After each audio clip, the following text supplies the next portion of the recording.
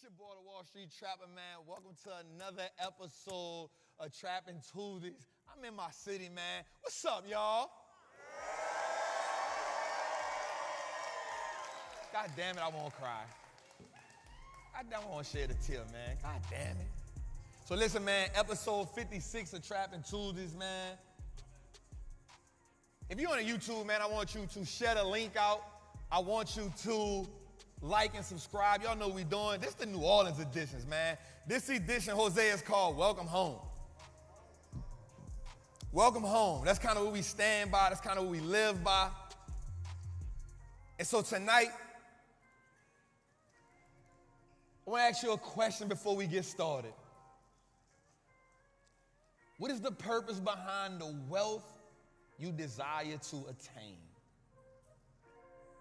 The idea of being wealthy appears to the senses of the poor, the working class, the middle class. We have this vivid vision that if we amass a certain amount of money, our lives would change indefinitely. But wealth is completely different from hustling. It is completely different from just getting money. While they both require you to put in the work, the idea of creating wealth is more so about how you understand money and how you integrate new thoughts, new ideas, new principles, and new concepts. One of the things I think about when I think about a journey is I always go back to the Israelites walking around for 40 years in the wilderness. And it wasn't because the destination changed. The destination was always the same. What happened was they weren't mentally conditioned to inherit the promised land. And so what happens is sometimes we gotta just keep walking until we are conditioned to inherit the territory that already got our name on it. See, building wealth, changing our family, giving birth to a new generation of opportunities, normalizing freedom, normalizing millions, normalizing abundance, that can only be normalized if we are unanchored from our experiences.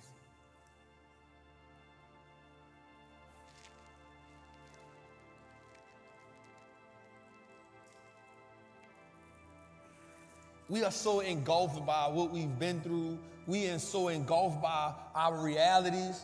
We are too comfortable with putting a price tag on what it's going to cost us to become wealthy, but we forget that there's a cost to not having the knowledge.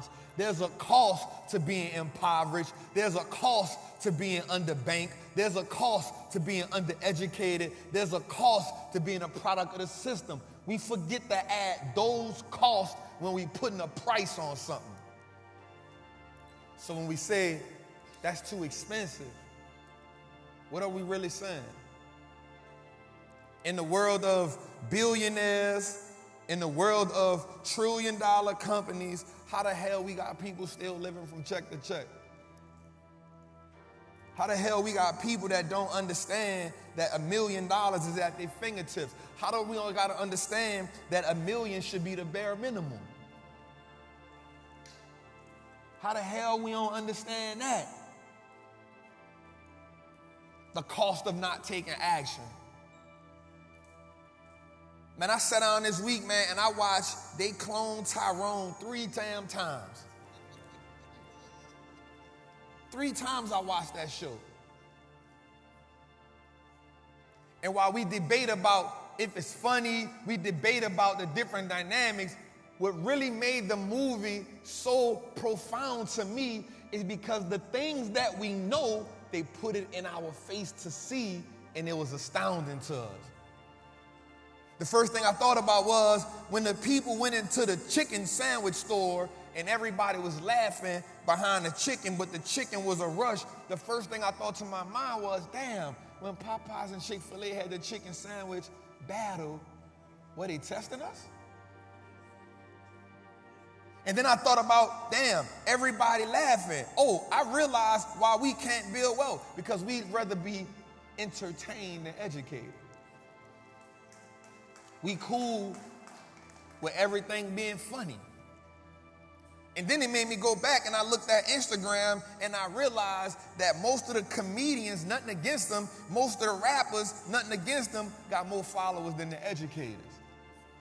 And then I realized there's more comedians and there's more rappers and there's more people on BS that get more engagement than the educators. And then I locked in and said, oh, this premeditated. Premeditated simply means that something was already put in place before you realized it was happening. Premeditated mean you thought about it. Premeditated mean you already had the vision. Premeditated mean you already knew the execution.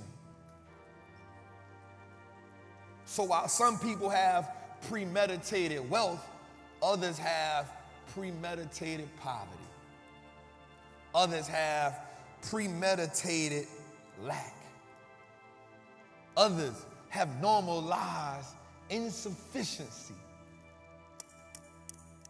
And then I went a little further when I was watching the movie, and something really hit me in the head. The agent told Tyrone, he said, I need you. You are important to the structure. You are an important ingredient to the dynamic. And I thought about it. You need murder. You need dope dealers. The only difference between the dope dealer in the street and the dope dealer on Wall Street is the dope dealer in the street go to jail. The dope dealer on Wall Street make billions. And I sit back and I said, damn, they bold enough to put this in our face. The pimp, the dope dealer, he said, we need y'all. But he said, the woman, y'all come a dime a dozen. And I thought about something. In my mind, I said, that's the family dynamic. If the man is a dope dealer and a pimp, and the woman don't have she got to do it on her own, then we can never build the true structure that it takes for us to get ahead, because we too at war within ourselves. If you break up the family dynamic, you can never build wealth. How you gonna build wealth if you ain't got nobody to give it to? If the woman out here fending for herself, doing it on her own, how the hell we gonna flourish?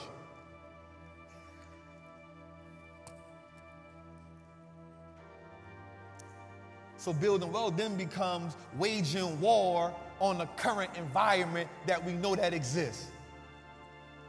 So when I think about revolution, it simply means overthrowing an old government that no longer benefits you. Now, I'm not saying overthrow the president. I'm saying, what is the government, what are the politics that orchestrate how we move in our communities?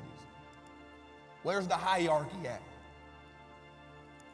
Who suffers the most when we don't take advantage of opportunities? The opportunities that we do not take advantage of become opposition and adversity for the next generation. I want to ask you a question. If not you, then who? If you don't become the first millionaire, if you don't become the first successful story in your family, how many generations behind you will it take for you to move the needle in your family? I want you to look ahead of yourself. I want you to look back. I want you to look at your grandmother. I want to look at your mama. I want you to look at your great-grandmother. And I want you to ask yourself this question. How far have we moved economically from then to you? Because when I look at it, I'm going to keep it 100. I love my family, but my grandmother went to prison. My mama went to prison. I went to prison. So if I'm looking ahead, if I don't change something, then we're going to have a family tree of prisoners, a slave labor, a free labor. We're going to have a generation, we're going to have a family tree designed where we think it's okay to go to prison. So when I say turning our last name to an asset, I'm going to ask you a question. Who is the one that turned their last name to an asset on your family tree? Are you the physical representation of what you want to see, or are you still dreaming?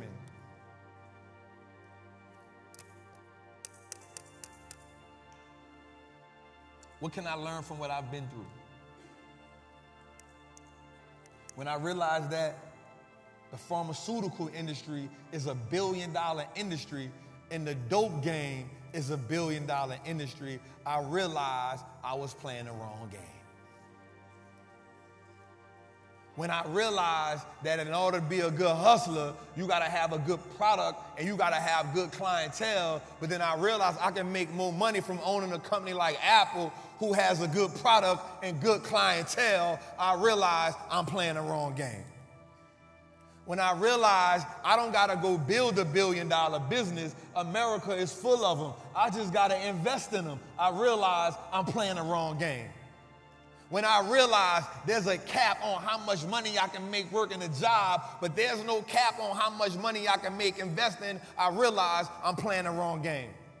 When I realized that the bank was only giving me 0.some% on my money from a savings account, but if I owned the bank, not only could I get a dividend from the bank that beats inflation, but I can also increase my equity from owning the bank, I realized I can make more money from owning the bank than having my money sitting in the bank. I realized I'm playing the wrong game. I realize I'm playing the wrong game. And so for me, once you have the realization, once you come into the information and the knowledge, the thing now is, what do we do with the information? So my goal with the workshops and my goal with Trappin Tuesday is to not just to give you information, but to show you how to execute and how to use the information. Episode 56, man. Welcome to Trappin Tuesday, y'all. Jose, how you feel? We on tour, goddammit. Hey, I had Jose in the gym with me last night, y'all. That was the worst shit ever. My dog went through it, but here's what I want to do before we get started. Dave, let's put our mantra up. Listen, I'm going to be real with y'all. This means a lot to me. When I created this, it was because I understood that I wasn't a rapper. That was cool. What I realized was when people have something to believe in, when I realized when we can cast out a net that anchors people to something new, I realized in my mind, I wanted people to say this, I wanted people to believe in this, but I wanted this to be the new standard. Because I'm not gonna lie, when I used to say the Pledge of Allegiance, and they said this one part I never get, the land of the free and the home of the brave, I ain't relate to that. I ain't relate to it. Because I ain't met too many people that was free, but I know one thing, you got to be brave to make it out of New Orleans. You got to be brave. And so when I thought about this and when we came up with this, when I wrote this from my heart because I had a vision. And I'm going to be real, every city I go to, it always amazes me that people know this. So we're going to start off every Trappin Tuesdays with this. And if you know it, y'all know the routine. If you don't know it, just read the goddamn board. All right, so let's go, y'all. Here's how I go. I am a certified Wall Street trapper. I am confident in my ability to make great investments. The stock market is a machine that prints money, and I am more than capable of operating this machine. Not only will I free myself, but my family will eat for a lifetime based on the information I applied today. I'm a money maker and a wealth builder. Today I break the chains that anchor me from the poverty mindset. My ancestors will smile now because I have turned my last name into an asset. Stop right there. That part that always hit me in my spirit. Because who sacrificed for us to get here? Who mama worked 2 and 3 jobs so you could go to school and have school clothes? Who grandmother sacrificed so you can get here? Somebody jumped off a boat. Somebody went through some extreme circumstances. Somebody suffered. Somebody said, not today, Satan. Somebody prayed them prayers to get you here. Somebody daddy was working on a garbage truck. Somebody went to prison. Somebody did something for you to get here today. So I'm saying my ancestors smile now because I've turned my last name into an asset. Me, I'm the one that's going to turn how we look at money. I'm the one going to introduce us to new possibilities. I'm the one going to normalize freedom. So when I say that from a different type of perspective. So I need you to repeat that with me again. My ancestors will smile now because I've turned our last name into an asset. My family's purchasing power will increase indefinitely. Today, I make the declaration that no longer will I be a slave to money. No longer will the generations behind me inherit lack. No longer will I submit to selling my time for money. I am a first-generation millionaire. I am the architect of my family's legacy. I am a certified Wall Street trapper. And let's go, Jose. God damn it. God damn it. God damn it. God damn it. I told you, Jose. That part be an adrenaline rush. That Wall Street look like, God damn it. All right, man, let's get into it, man. If it's your first time to Trappin Tuesday, man, welcome home. It's home. If you've been here before, come sit at the table. You know we got leftovers. Not from Thanksgiving, though. All right, so today, man, we had all indices was down today. Every last one of them. Every last one of them was down today. But check this out. It's through days like that where we make more money. Let's go a little further, Dave.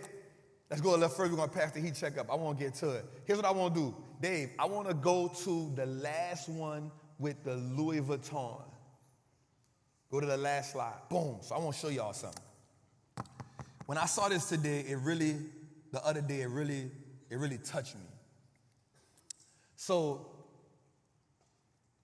a brand by the name of Tapestry, they own Coach, Kate Spade, and Michael Kors. They bought a company called Capri Holdings, which owns Versace and Jimmy Choo. How many of y'all heard of them brands before? All right. And what I realized was, I said, damn, so now we have 3 major players in the luxury designer space.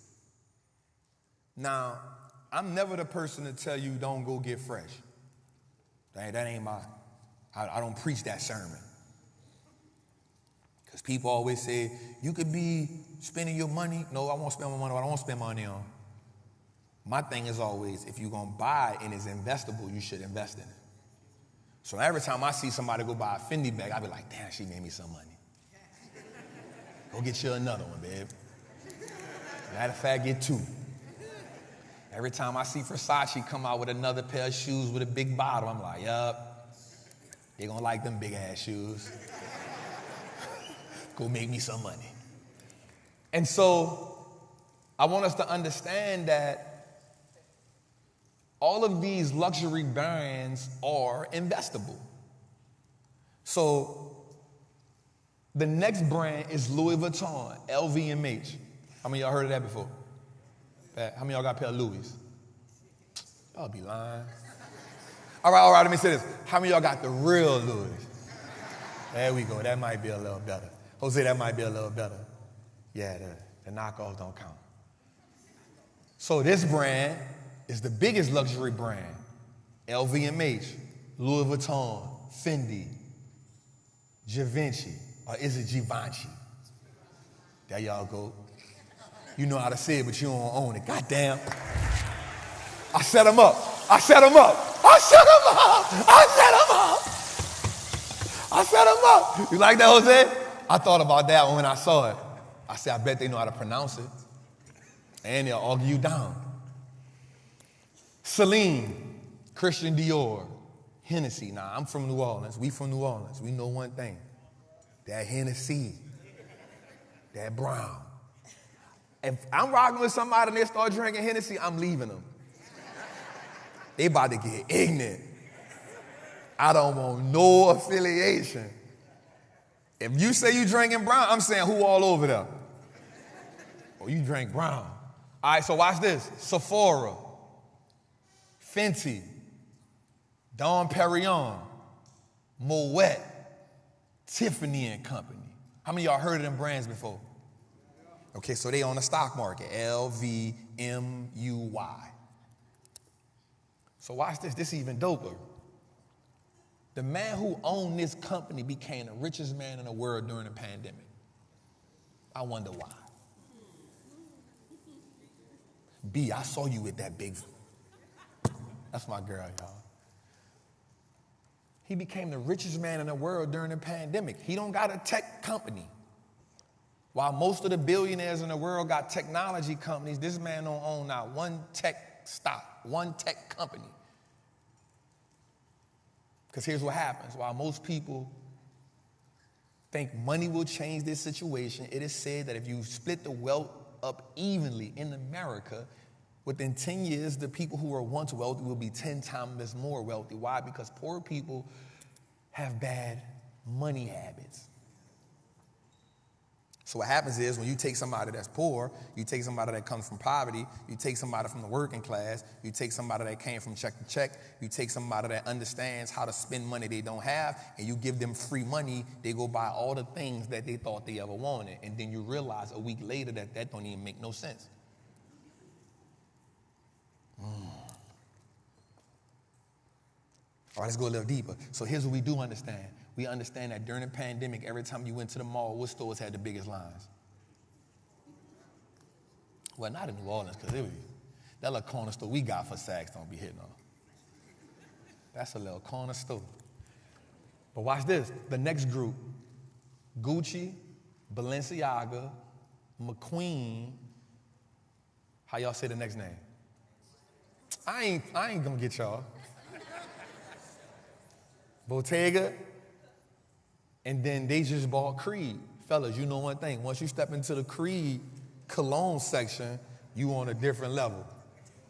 You know. You go from Polo Blue to Creed, it's a different game. When you get the Creed, you walking around different. You like, girl, I'm out your league. Got on that Creed, baby.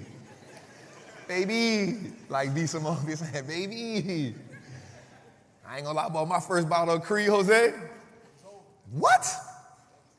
Listen, I bought my first bottle of Creed. I was like, yo, this is, fellas, what's our first bottle? That Adventus, right? See, somebody like, I ain't there yet, Trap. You gotta go buy the stock, bro. These three brands are the big dogs in the luxury game. I want you to pay attention to something. And if we don't pay attention to nothing else, I want you to look at all the designer brands that we wear. They all fall under three companies. Now, I'm not the person to tell you what to do with your money, but here's what I used to do with my homies. Since I knew we was going to wear the Fendi, since I knew we was going to wear the Louis Vuitton, I've been owning LVMUY. That was probably one of the first stocks I bought around 2015, 2016. I was like, I might as well buy it. Even if I ain't understand it, I wanted to buy it because I knew they make some pretty fly stuff. So in order for us to truly win this game, we got to change our mindset, but we got to change our philosophies around money. So one of the things I want you to do is this. Before you go buy it, I want to ask yourself this question. Can I buy the stock too? Now, here's the cheat code to it. Most of the stuff we buy, the stock, costs cheaper than the product. I flamed them, Jose. They ain't even get that. They ain't get that. They ain't get that. Watch this, Jose. Apple stock is $177. The iPhone costs us $1,000 easy. 9 iPhone stock buys 1 iPhone. They done bought 9 iPhones. But don't own 1 Apple stock. Oh, Dave, let's go to my next slide, an Apple stock a day. I need you to understand this. An Apple stock a day keep the poverty away.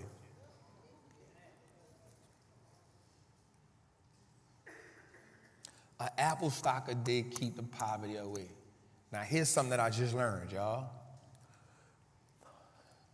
While I do own a couple Rolexes, I own a couple Apple stock because I own a couple Apple watches, because since 2008, I have not traded in 1 iPhone. I own the headphones, I own the laptop. My daughter keep losing the headphones, so I keep buying the headphones. How many of us done lost 3 pair that? Got you? Damn, it got me again. I'm gonna show you how cold-blooded business is. Them people went from we wasn't losing the ones that we plug in the phone. We wasn't losing them. They upped the price and then took the, God damn it. You create the problem and sell a solution. So they know we wasn't, watch this, they know we wasn't losing them. So they say, I got them. We are going to take the card away because humans are humans and most human beings are irresponsible. And then we're going to sell them at a higher price. Then when they went a little further, they start selling us the chargers. I said, this ain't some brilliant, God damn. The phone ain't no good if I ain't got a charger. So now we're trying to be cheap. Just give me the box. Just give me the box. I got that one already. Then you go home like, damn. Here's what they did. Watch this. He got even smarter with us. Then they switched the type of box that go in the charger. Tell me that wasn't no board, bro. That wasn't no board. Nick, listen. Bro, that dude is brilliant. And guess what we keep doing? Watch this. I told y'all, being smart in the business world and being smart as building a business is the same as the streets. Watch this. He created junkies. He made us fiends. Because guess what? Jose, I'm going to keep it real. Most of my Apple people ain't switching to Android. So let me see something right quick. I'm going to say something right quick. I'm kind of prejudiced. If you text me with a green bubble, I'm going to question our friendship.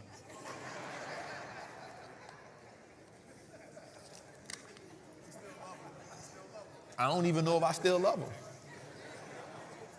I'm asking myself, how important is this friendship to me? My cousin, look, true story. Let me get to, all right, shout out to my people in the balcony, man. What's good, family? Let me tell you something real gangster, right? So my cuz moved, and I say, cuz, listen, bro, I got this job. You know, I want you to come work with me and build this company. And so he like, all right, cuz, so you come to Atlanta with me. And I text him a couple of times. I'm like, wait, cuz, this thing green. Bruh, the first day in the A, we went and got that boy an iPhone. I said, bruh, I don't need that negative energy in my life.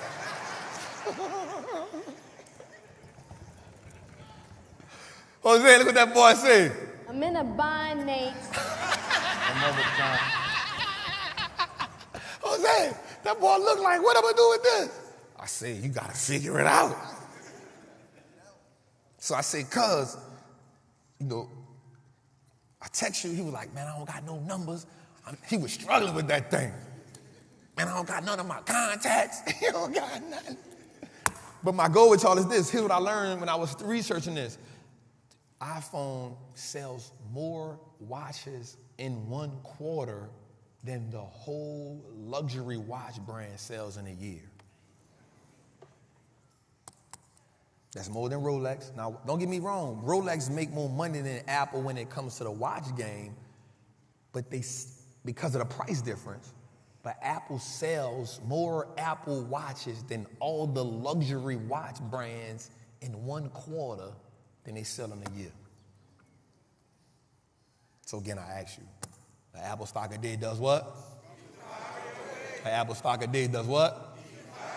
Let's go a little further, Dave. So watch this. Here's why I say this. Here's the companies that Apple compete with. They do everything from payment plans. They got Apple Pay. How many of us use Apple Pay? It's easier. Watch this. Streaming. Hold up. Let's stop for a second. How many of us see that $10.99 on our account every month and you're like, what the hell is Apple charging me for?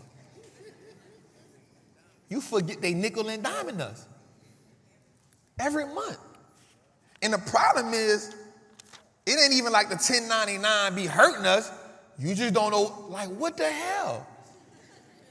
But they got us in a loop. Also, from operating, they compete with Android, recognition, speakers. When they bought Beats, that was a game changer. They bought Beats, it was a game changer. Watch this.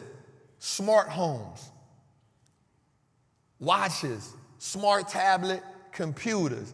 From the iPhone, Apple Pay, TV, music, iOS, streaming, because they got the headphones, the watch, the iPad, the Mac. Here's the dope part about that. Once they get you in the system, they connect all your information in the cloud to everything. Now you can't leave.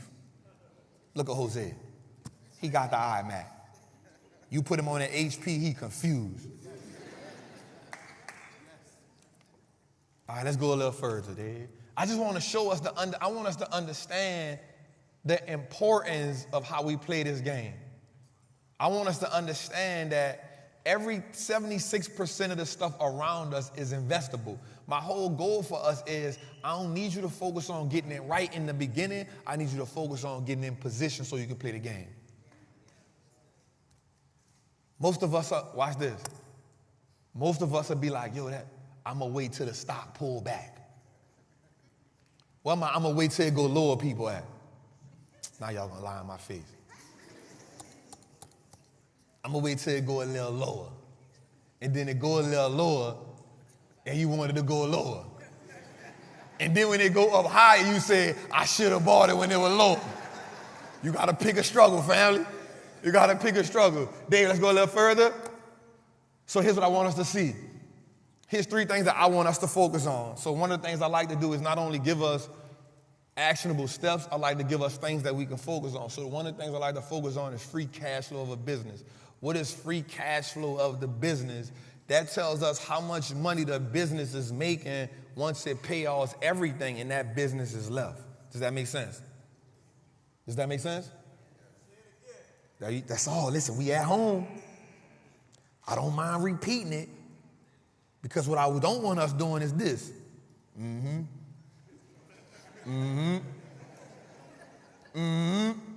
what did he just say? Damn, I missed that. Back up.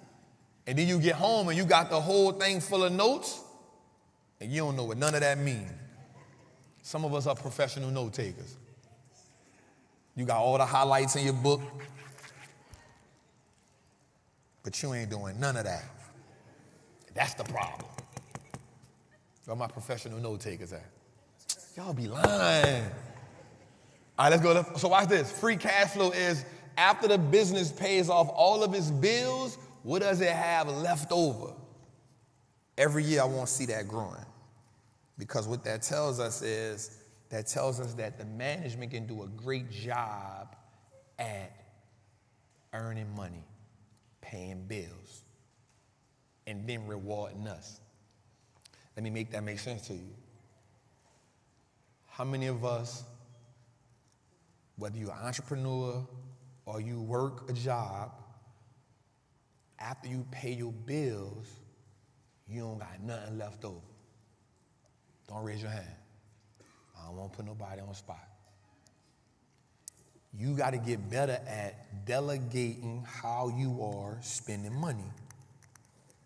Most of us don't have a money problem. We have a bad relationship and we got bad behavioral financial problems. Watch this. Impulsive buyers, where y'all at? Impulsive buying. Spending money that we don't have. Having more month left than money. That don't change by making more money, because when you make more money, you find more stuff to buy. A great prophet once said, when you broke, you drove. When you paid, you got buku places to go.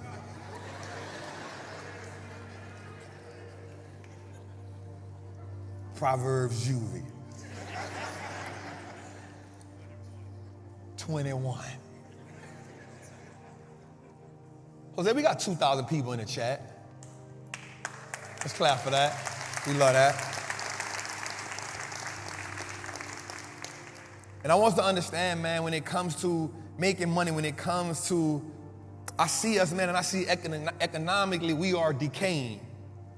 Because America never stops finding things for us to spend money on, and we are always enticed by the new thing, when financially we are disregarding where we are, and because we are disregarding where we are now getting lost in the system that America has designed. I'm gonna go back to who cloned Tyrone, because in my mind, it wasn't that they were just cloning him as a person, they were replicating the mentality of the Tyrones.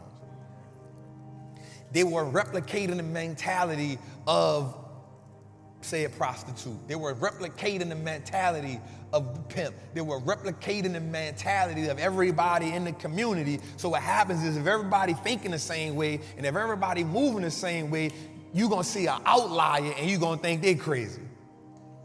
When you the one that won't have a different conversation, it's hard for you to now introduce that conversation to people who all think and see the world the same way. So what happens is, you become a product of them instead of them becoming a product of you. So when I was telling my homies about the stock market, they were like, nah, bro, we trapping. But when I started moving this way, I didn't hold it against them. I said, I just got to show them better than I can tell them. So now when they see it, they can also see a way out, and I can be the light. We got to be the example of what our people see the change is. I don't waste no time congratulating everybody I see from the city winning. How can I help? What can I do? Because I know if we come together, now we can show our city something different. And I can promise you this, man, this city got so much pride, this city got so much culture, but we don't got enough leaders. We don't got enough representation. And it ain't that the representation ain't there, it's that individually, B only got so much influence. Individually, Trap only got so much influence. Individually, Larry only got so much influence. But together, we got more influence than any politician that ever came to New Orleans. So if we come together and say, yo, this the new normal, this is what we doing. We showing you how to open up restaurants. We showing you how to start the beauty business. We showing you how to invest in the stock market. We showing you how to get in real estate. Now we don't need no mayor. We don't need no governor. We got ourselves. And we come in all different shapes and sizes. We call from all different backgrounds. We all speak a language, and we all got the most powerful tool behind us, and that's social media. So when E.T. told us the ATM is within us, the influence is within us. The music influence, so why when we see each other, we can't be influenced by trap? Why we can't be influenced by that? Why we can't be influenced by people who we know come from where we come from, who doing, I'm gonna keep it, everybody can do what I ain't go to college for this. I don't think Larry went to college to learn how to put a restaurant together. But yet he keeps dropping. Every time I look up, he got another one. I don't know which one to go to. I don't think B went to college, and I know she played ball, but I don't think she went to college to learn how to start that line, but yo, she killing it. I don't think Black went to college to learn how to put the hookah pipes together, but I know he killing it. And I damn sure know Superman went to college to learn how to do that makeup. But yet she on that level. So in our community, we got all the prototypes we need. In our community, we got all the examples we need. And here's the dope part about it. Man, don't none of us play no sports. Ain't none of us doing nothing that all of us can't do. And so for me, I go to each one of them and be like, yo, let me show you how to take the money from there and put it to what I'm doing. So now you good for life. What's up? What's happening? Y'all understand me? Let's go a little further, man. Stop right there. So watch this. The next one I want to go to is return on invested capital. All that simply means is how good am I at turning $1 into 10 or multiplying it. The problem that a lot of us have, we're not good at multiplying money. We good at subtracting money. We good at spending money. But you change the game when you learn how to multiply it. Let's go a little further, Dave. So here's 5 things that I ask myself before I even invest in any type of company. 1, how do they make money? And so if I asked you, how does Walmart make money, what would you tell me? But I want you to understand the way they make money is they are the low price leader. They ain't never told you we're going to give you the best quality. Jose brought some to my attention last week. Between Walmart and Target, you can go to Target and get a Starbucks. You go to Walmart and get a quarter pounder. That's a whole different group of people. The people that drink the Starbucks think they bougie. With the pinky out. The people that go buy the quarter pounders, they don't care what's going on. Give me the nuggets, fam. 2 barbecue sauces, not 1. 2. And when she give you 1, why she act like she own the goddamn McDonald's? 2 damn ketchup. The people ain't paying you enough to not give me no. You act like it's coming out of your check. The people told the lady that 2 barbecue sauce minimum. You mad at her instead of around her. All right, so one of the things that's important to me is understand how the business make money at its core. That's important.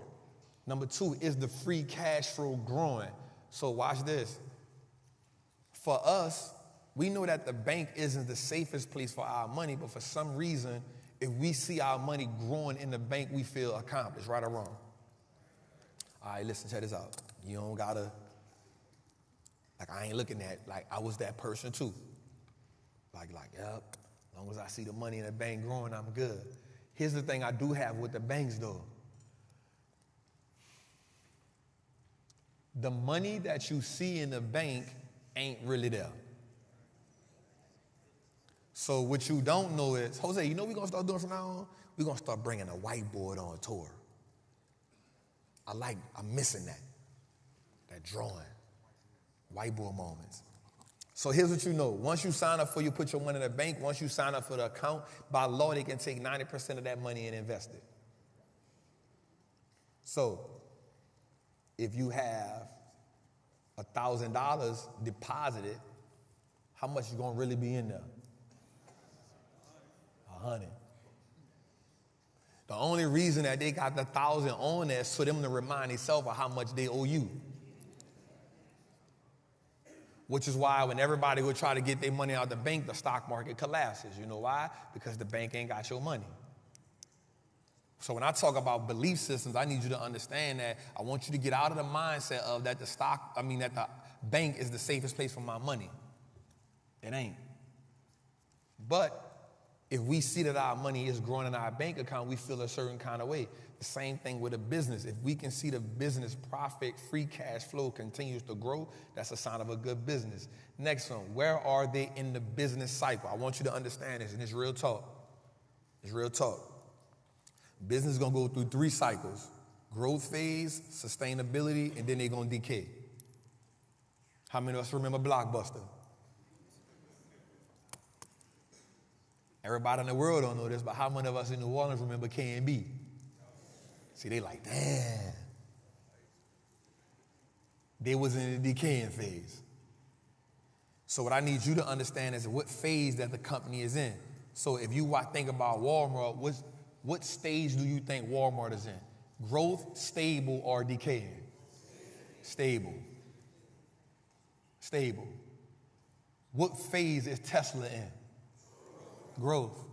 If we can understand that, now I can put something around this company. The next thing is, how long am I willing to own this company? For me, it's always 3 to 5 years. And the reason why I never go 20 years and all that, because people be saying that, is because I don't know what's going to happen in 20 years.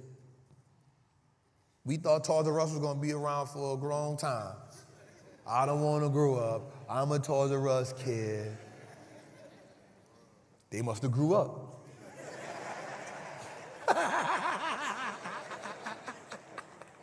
They must have grew up because they left us. And so once we understand that, and me, I can ask myself, all right, for me it's always, am I willing to own this between 3 to 5 years? Am I making sense? And the last thing I ask myself is, what's my story behind the company? I don't never want you to invest in a company if you don't got a story behind that company. And the reason being is because you need to know, why am I buying this company? I always create a story around it, because if I understand why I bought the company, when the reason why I bought the company no longer exists, it means that I cannot get rid of this company. Am I making sense? If I can understand why I bought it, that's the story I'm creating.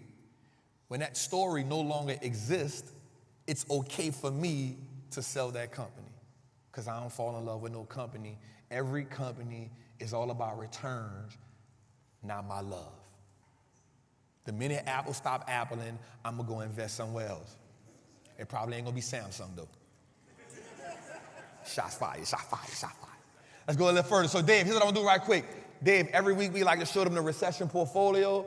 Boom, let's show them that. All right, so let's go first, Dave, first one. Boom. So, all right, so here's what I like to do, man. Each and every week, man, I like to show people how I'm moving in the market. And I think it's always important for people to see that, is because nobody else in the game is transparent as me. I don't mind showing y'all wins. I don't mind showing y'all losses. And the reason why I don't mind showing y'all that is because I want you to believe in it. I want you to see the days that I make $100,000 so you can be like, God damn. And I want you to see the days I lose $70,000 so you can be like, God damn. But emotionally, I'm not attached to it. And the reason why I'm not attached to it is because I know that as long as I consistently play the game, I'm going to win more than I lose. Is that making sense? A couple months ago, I hit my first $1 million in a portfolio, and once I hit that, that was a goal for me. I wanted the stock market to print enough to make my portfolio hit $1 million.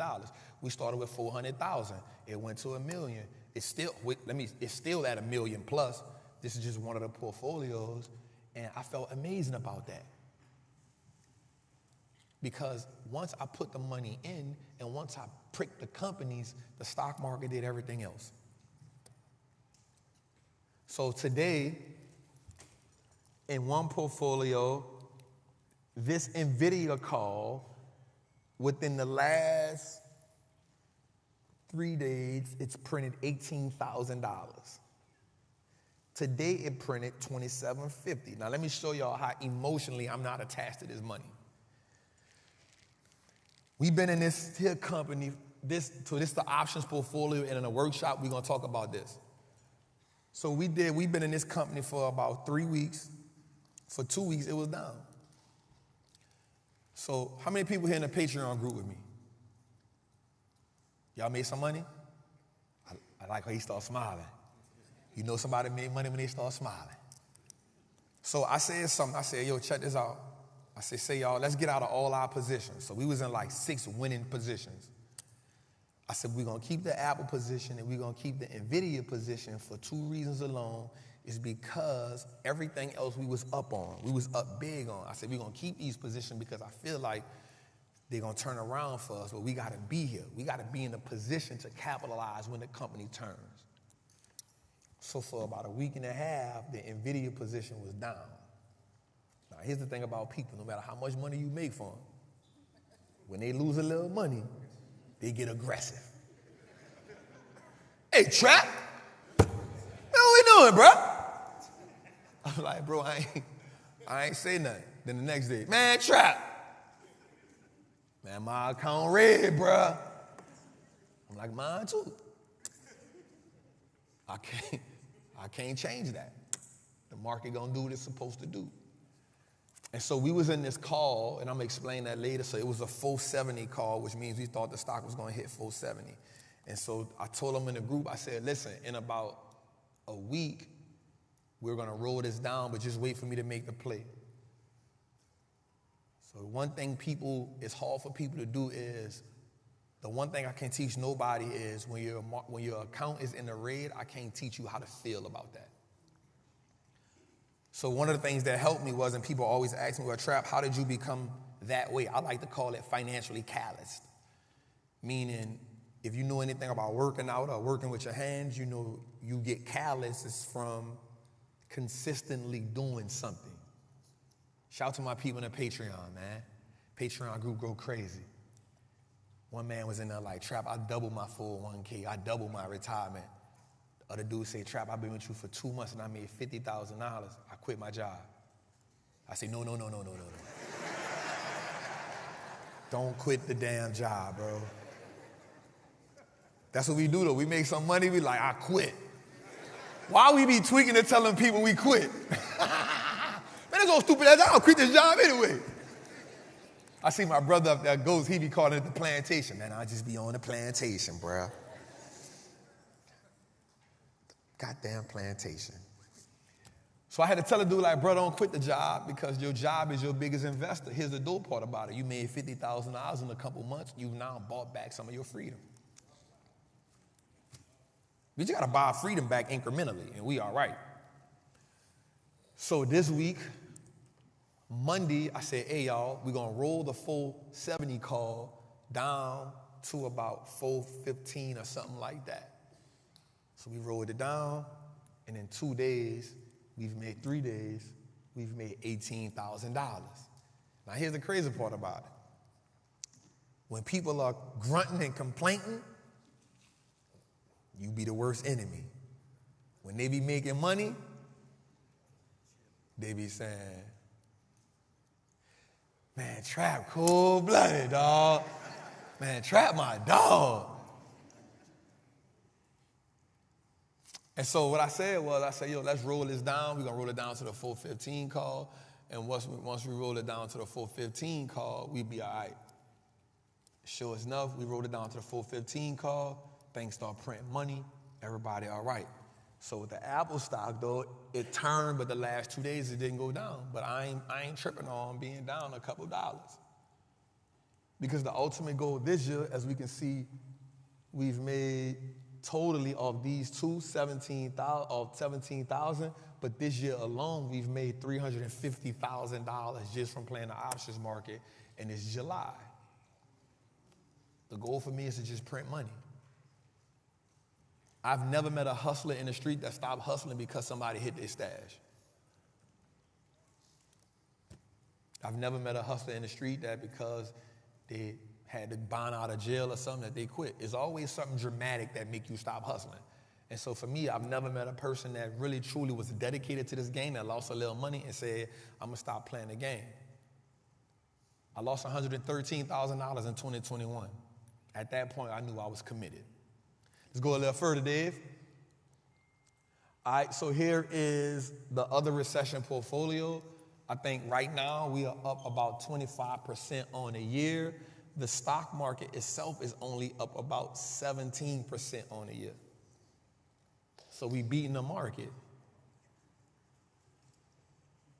How do we beat the market consistently? When they always tell us that you can't beat the market, I want you to understand that the reason why they tell you you can't beat the market because they make more money from them doing it for you than you learning how to do it yourself. Okay, let me hit this home a little bit. I want to drive this a little bit, Jose. The reason why they don't want you to do it for yourself because they can make more money off you having a 401k or annuity than they do you investing for yourself. Got them. Got them.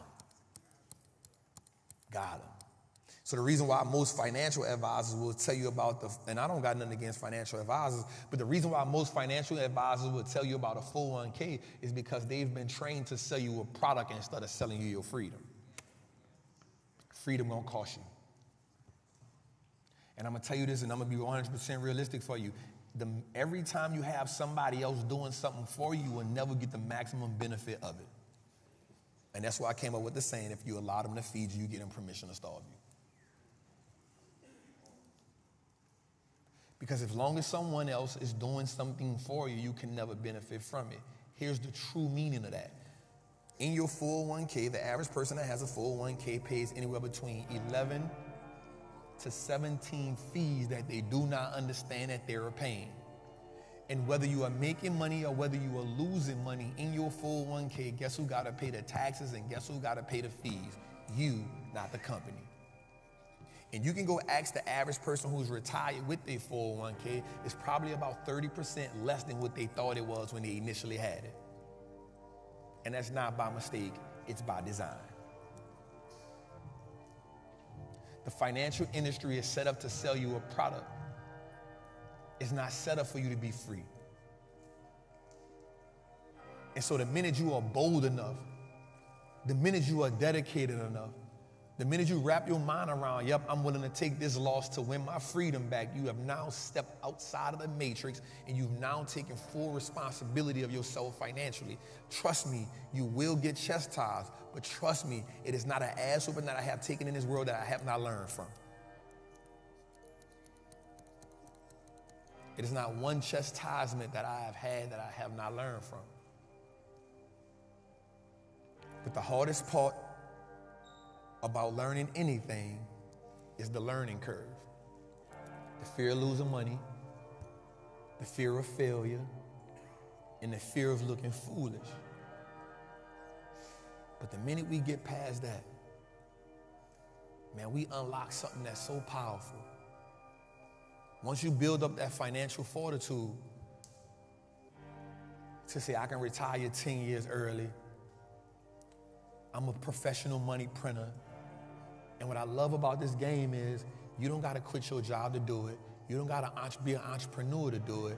All you got to do is be bold enough to say, I'm going to put my money in the market and I'm going to let the market doing it.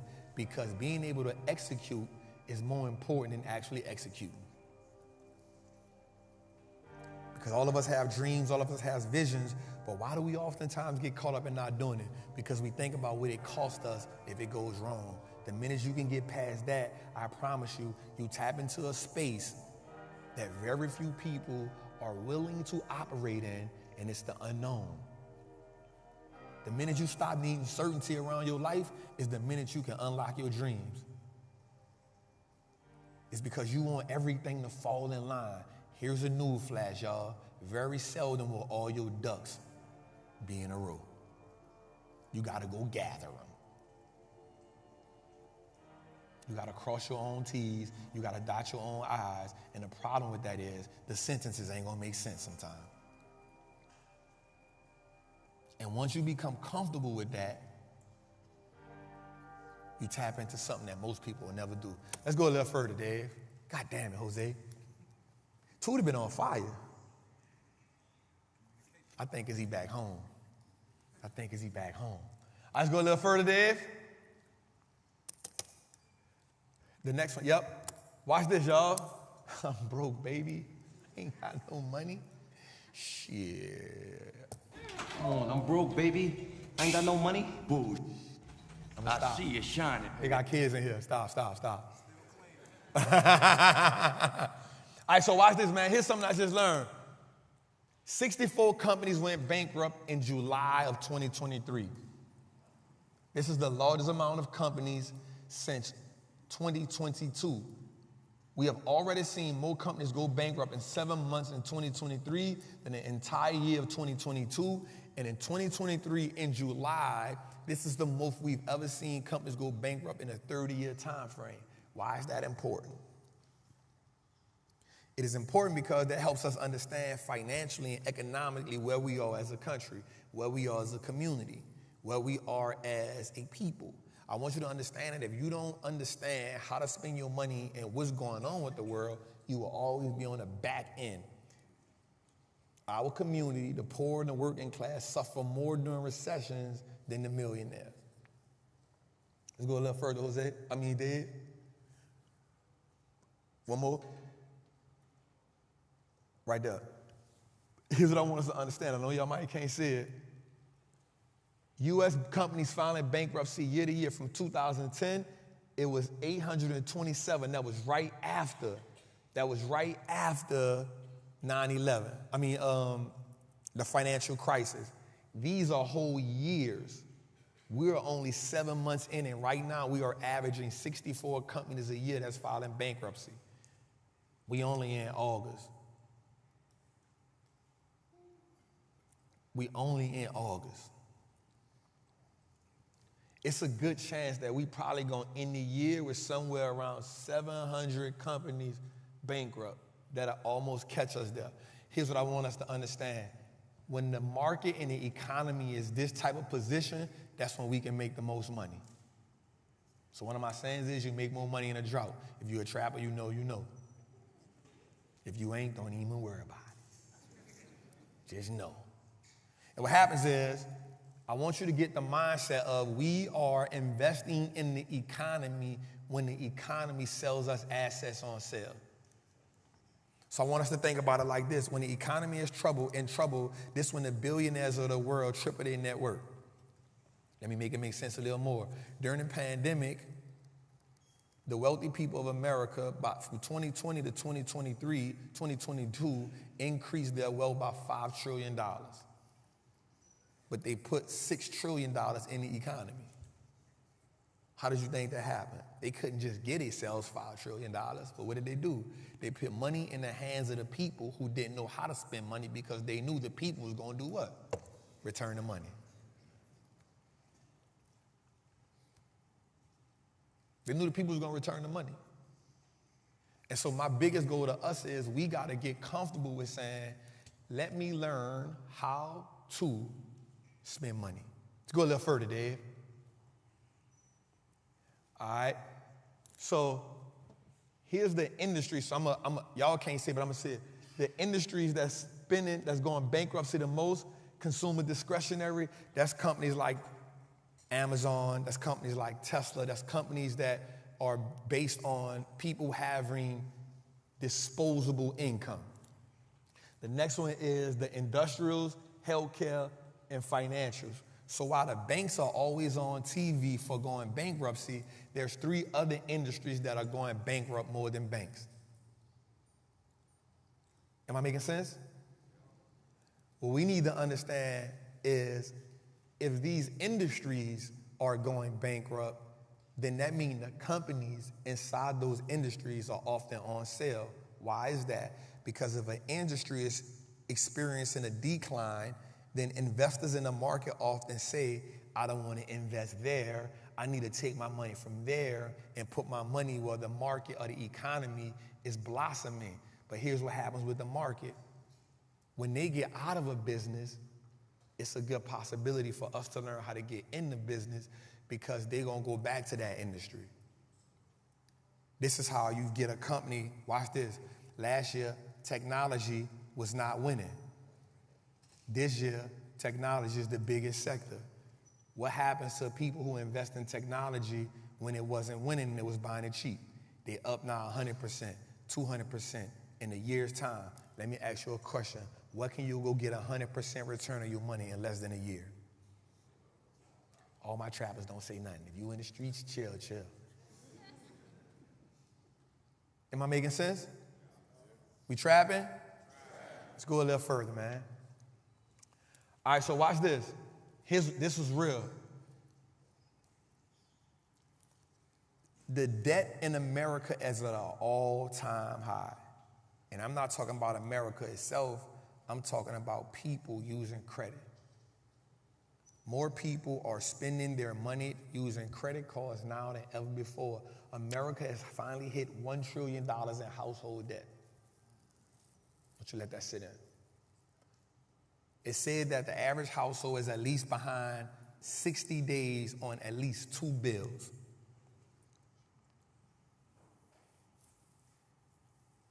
The average household is behind at least 60 days on at least 2 bills. So I want you to get off Instagram, because everybody that say they popping ain't popping. The numbers and the data. And here's what I've learned about this is it doesn't even matter your race. Wealth doesn't care about race. Poverty doesn't care about race. I grew up in Mid-City. They had poor white people and poor Spanish people. We was all chilling. We went from handing out record levels of stimulus to borrowing record levels of debt. At this rate now, America is spending $5 billion a day on its interest on the debt that it has. So here's what I do want you to understand. I don't get caught up in if China gonna be the next superpower. That's out of my control. I don't get caught up in if Europe is gonna be the next superpower. That's out of my control. Here's what's in my control. When somebody else do become in power, I want to make sure I got enough money to still operate in a certain way. Because all we know is the America that's the big dog. We don't know the America that's the number 2 country. And I can promise you this. The America that's not the number 1 country gets treated completely different than the America that's the big dog. Because what happens is when another country becomes the big dog, they then impose their will on everybody else. And while America is a place where you can go print as much money as you want, go to a country where they don't accept the American dollar. Now just imagine that being your everyday. We go places because we in America, we like, y'all don't take American money, y'all crazy.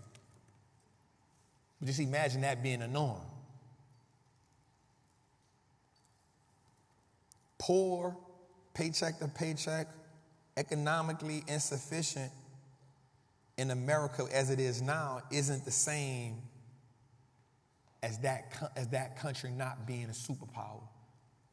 And the number 1 thing that you can do for yourself is take your money out the money, because money isn't the best asset, and putting your money somewhere where you can consistently let that money make more money for you. You're going to hear me say that because the only way to truly build wealth is to make more money from your money making money for you than you working for the money. And I say that to entrepreneurs and people that work a job, because a lot of entrepreneurs, you are slaves to your business. If you stop working in your business, your business is going to flop. I went to Africa for 30 days. The business still ran itself. If you can't step away from your business and your business still making money for you, I promise you, you just traded one employer for the next. Successful entrepreneurship is about disassociating myself with the business. I'm still there in name, I'm still there in vision, but I'm not there manually. And if you're gonna work a job, if you don't learn how to be able to put yourself in position where you wake up in the morning and you say, I don't wanna go to this job. When you say to yourself, when you have to stop saying, let me sit in the driveway for 10 minutes before I go ahead and talk to these people. When you got to decompress because you're sitting in your car because your boss done pissed you off. When you got to stop saying, I hate this damn job. That's when you've known you stepped in another situation. I want you to be able to put yourself in the financial independence part before you get to the financial freedom part. The financial independence part is saying money is no longer an issue because I've empowered myself enough to go make money without depending on my job. And I promise you, once you get there, you're going to look at life different. Because freedom And independence is an acquired taste. Once you understand I can print more money in a day than I can make in a year, you look at life different. Once you understand I can make my paycheck in a day, whatever that is, you go through life different. Once you understand that money is a tool, not a goal, you go through life a little different. Once you understand that money is only leverage, you look at life different. But our biggest problem, I keep telling us, is we still got money problems, so we can't get to the other problems. Stress. The number one cause of stress, lack of money. The number one cause of marriage, divorce, lack of money. I can promise you, lack of money in a marriage, now you sleeping too long is a problem. Lack of money in a marriage, why you ain't got that food without me is a problem. Lack of money in a marriage, why you closing that door so loud is a problem. Lack of money in a marriage, you met me like this is a problem. Why you smacking like that is a problem. Why you on my side of the bed? But what happens is, once we start economically putting ourselves in a different situation, I talk about money different, but I also open up the possibilities to my people a little different. And I talk about my daughter a lot because one of the things that changed my life was, I was like, yo, I'm about to start investing for my child when she was 1. So when she got $500,000 in her account at 7, I feel like an accomplished dad. And it's not because of the money, it's because in my mind, I've already put her in position to be a millionaire before she's 10, which means I've already given her opportunities. I've already put her in front of the 8-ball, and I've already told her that your little dusty ass son not gonna be able to.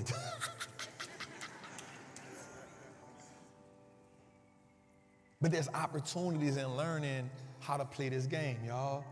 And so you're going to always hear me pivot and talk about money differently. And people going to say, well, you doing that because you got money. And I'm going to be real with you. Before I had the money, I believed in the vision. The money now is a byproduct of my beliefs and my habits, but most importantly, my discipline. My beliefs. I believed in the stock market. I believed that I can make more money in this market. Because when I look at Warren Buffett, it don't look like he worked a hard day in his life. And I'm going to keep it real with you. It's easier to live to 90-something years old when you ain't waking up every day worrying about money. That man drink Coca-Cola every day. And I do damn well that's some poison. That man eat McDonald's every day. And I know damn well that's some poison. But when you got money, when money ain't an issue, you do what you want when you pop it. And so that's my goal for us, y'all. My goal for us is to teach us how to play this game so we can transform our mindset, our beliefs, our behavior, but we got to be disciplined to the process. Let's go a little further, Dave. One more time. All right, right here. Bad credit ain't good for nobody, not even the bank. So one of the things that made me shift my mindset was I realized that today, this company called Fitch, they're a company that judges and downgrades and upgrades the banks in America. So they just said that they're going to downgrade at least a dozen more banks. Why? Because they don't got the money. A couple weeks ago, they already cut the ratings on 10 banks, and then on August 1st, they downgraded America's credit rating. Now, here's what I want. Here's what always bothers me. America is $31 trillion in the hole. All right, 31 with a T. 31 trillion with a T. Now, here's what I know for sure. If me or you go to the bank we ain't got no money in the bank ain't letting us get no more money. Now, I ain't gonna let you raise your hand, but I know what insufficient funds look like. God damn, I know that. You mad at the teller. That ain't right. I just put that damn money in there. But America can consistently print money even though they ain't got no money. So what that also tell me is the rules change when you're on a different level. A lot of people who we know that are billionaires, they don't even have $1 billion in cash. They become billionaires in real estate. The reason why a lot of people went broke in 2008 is because they had a whole bunch of real estate, but they ain't had a whole bunch of money.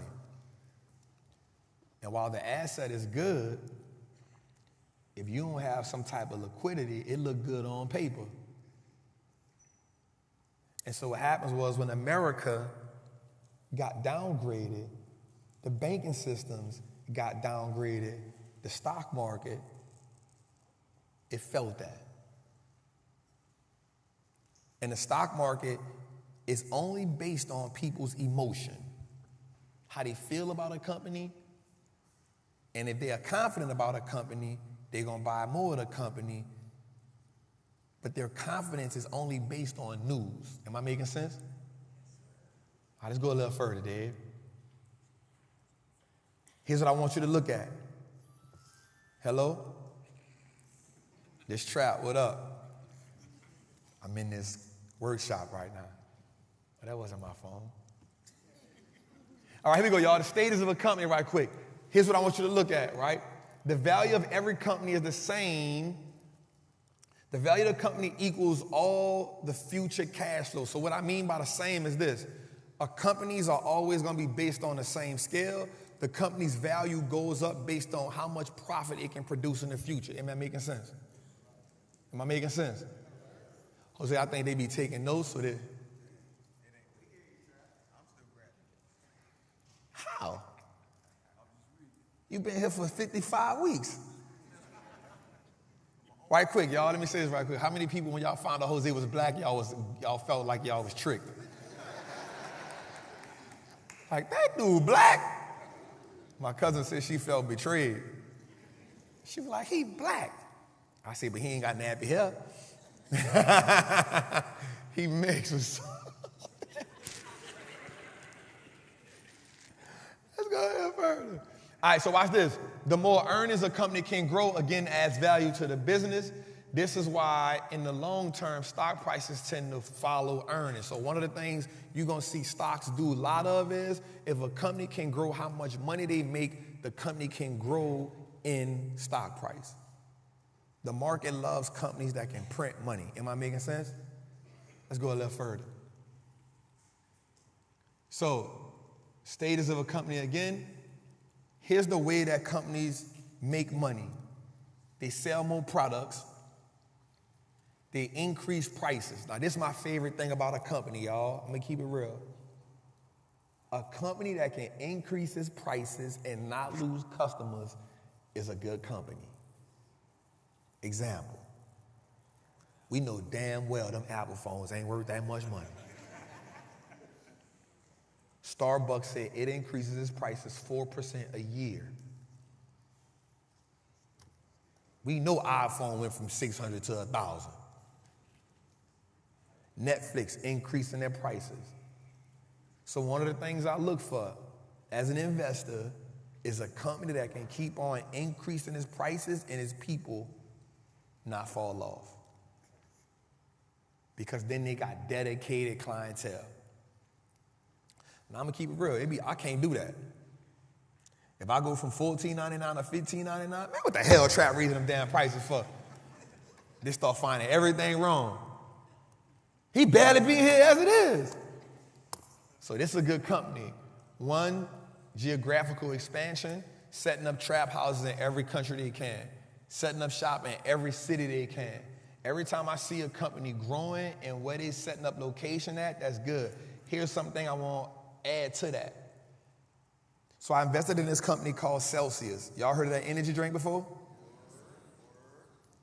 So when I bought the company, it was like $125. I think right now it's $170. Here's one of the things that made me realize that drink was good. When I started going to gas stations and I seen them go from having 1 product to 8 products. And so they was taking up more shelf space. I said, oh, they got more real estate. And then I started seeing commercials. And when I saw them on a CNBC with a commercial, I said, oh, they made it.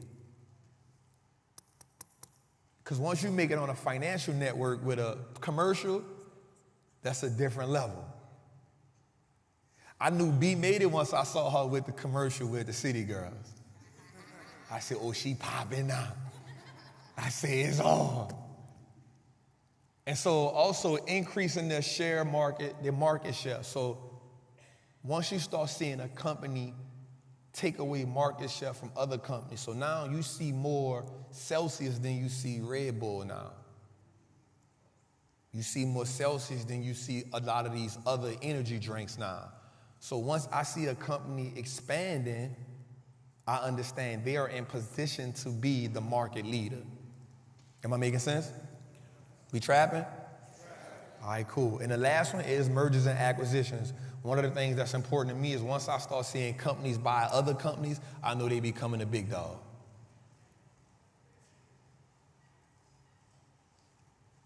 The reason why I knew Facebook was going to be big dog is because they start buying up all the little companies that were threatening them. From 2010 to 2021, no other company has bought more companies than Facebook. Which is how you get Facebook, you get Instagram, you get Messenger, you get WhatsApp, and now Threads. They've bought over 184 companies. They just eliminate the competition. Am I making sense? All right, let's go a little further, Dad. Also, it's very important to know that not all companies' growth is equal. First and foremost, it is important to understand that growth only creates value when the return on invested capital of the company is higher than the WACC. All that's simply saying is the more the company can turn them $1 into $10, the better the company gonna be. Let's go a little further, Dave. One more time. All right, watch this. A company can only cut costs to give us a certain level. So here's what I want us to understand. A company only keeps growing if they can earn more money. The minute a company has to sell other businesses or other assets, we know that company is losing value. So anytime we see a company that is selling assets, I personally say this is a company I don't want to be a part of. That's why I personally seek for companies that can grow their revenue at least 6% a year. If a company can grow the revenue, which is called top line, then we then understand that that company is in a good position, but you got to be able to grow top line and bottom line. Am I making sense? I like it. Let's go a little further, Dave.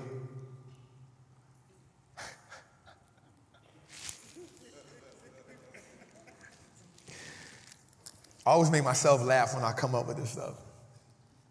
So after this, we're going to go to Flush It or Flip It, Dave. But so at one point in time during the pandemic, we saw that Disney was making more subscribers than Netflix. But then what I realized was over the last year, Disney has lost 11.7 million subscribers, while Netflix gained 2 million subscribers. Streaming is now costing Disney $512 million a quarter. I want you to know something. Sometimes when you're competing with people, that ain't for you to do. So Disney thought it was cool to compete with Netflix. At first it looked good, but then Netflix said we making more money. And now Disney's losing $512 billion per quarter. You can't compete where you don't compare.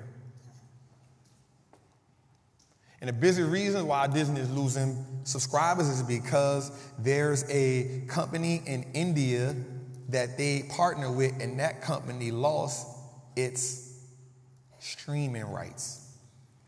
And so because they lost streaming rights, that's why Disney lost 11 million subscribers. Not to mention the fact that the CEO got on TV and said, the writers are being unreasonable when you just bought a $78 million yacht. That'll do it to you every time. I'm being unreasonable. I'm trying to get a paycheck, and you just bought a yacht. Let's go a little further, Dad. One more time. Hey, that beat be thumping, son. I like that, too, Day. I like that. All right. So check this out. Y'all got y'all flushing and flipping signs? No. Oh, all right, cool. That's what I like. So we created this because I want people to, it was first just something for me to come up with, and then it turned out to be some people's like favorite segment of the show. And some people don't even do the homework on investing in the company. They just see what we gonna flush and flip, and then they just go with that. Y'all be cheating. All right, so here's what we're gonna do. We're gonna go flush it up, flip it, and then from that, we're gonna tell me what you wanna do. So the first company is Kava. Man. So these people keep saying that this company is the next Chipotle. I don't agree.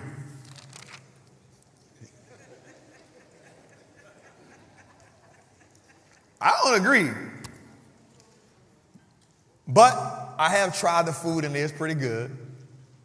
But I think it's too early to talk about a company like Chipotle because we bought Chipotle at $4.25 and the company went up to $2,000.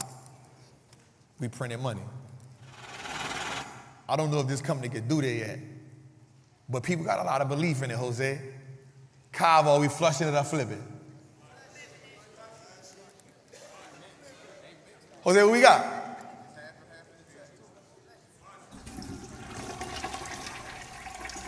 Maul, don't put that up, bro. You with me, Maul. Rock what I rock with, Maul. All right, next company is Target. Listen, to my bougie people that like to shop with Starbucks. Flush it up, flip it. Now watch this, y'all. I don't know, man.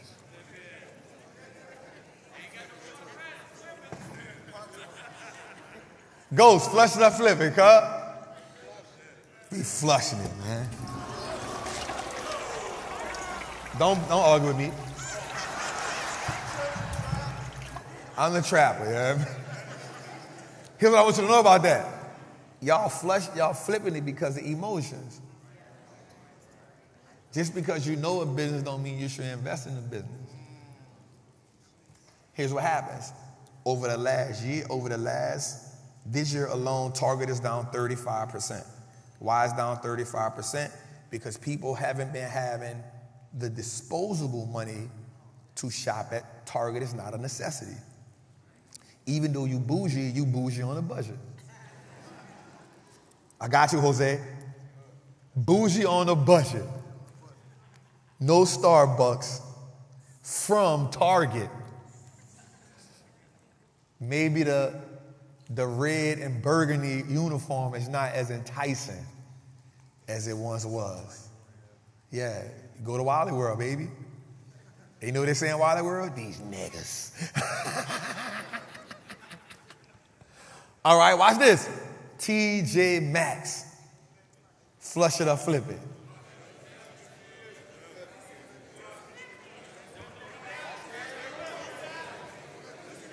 What you got, Maul? What you got, B? Maul, you on? I told you, Maul, rock with me. Here's why. Here's why I'm gonna flip TJ Maxx. Because here's what TJ Maxx does. TJ Maxx gets everything. So let me say this for example. I'm gonna expose my hand here a little bit. I was at a point in my life where I used to go to TJ Maxx and get all my polo boxer briefs and my tank tops because In Macy's, it was $60. At TJ Maxx, it was $20. I just put y'all on. What TJ Maxx does is, any overabundant overflow of inventory that companies have, TJ Maxx and Ross get to buy from them for pennies on the dollar. So anytime there's a recession or anytime the economy is in trouble, the bougie people go to TJ Maxx. The regular people just go to Ross.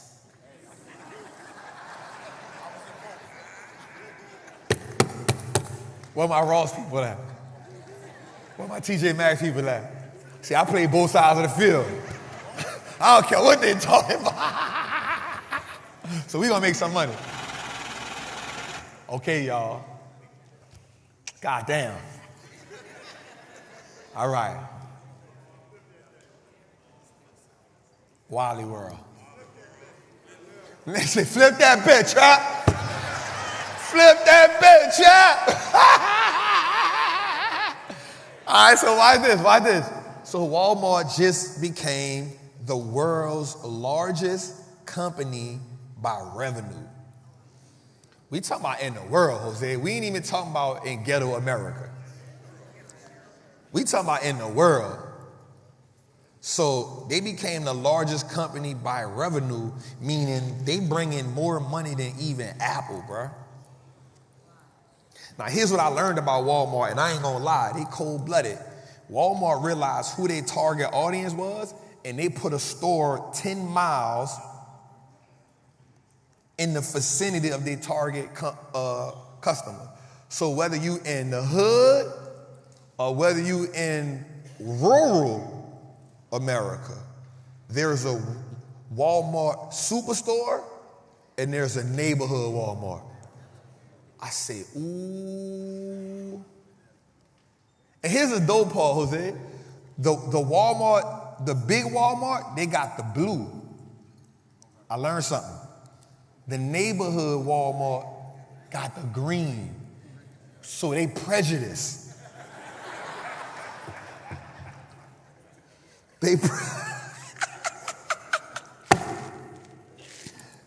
They know who the target customer is. All right, yo, Walmart, we flushed it up, flip with Jose. Let's see what Maul doing. There you go, Maul. I like what Maul got going on. We're gonna flip that. All right, cool. Next one is Bill.com. So Bill.com is a fintech company that helps people pay bills and do transactions with bills. I think they got a huge upside. Right now they're just taking a beating because the fintech space is not really what it's supposed to be doing, but I think it's the future. But we're gonna talk short term. Bill.com, flush it up, flip it.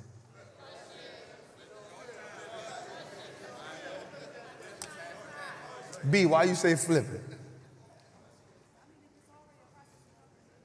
I ain't mad at that, B. I like it too.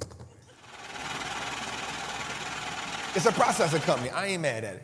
All right, let's go. John Deere. So this cold-blooded. Watch this. Cuz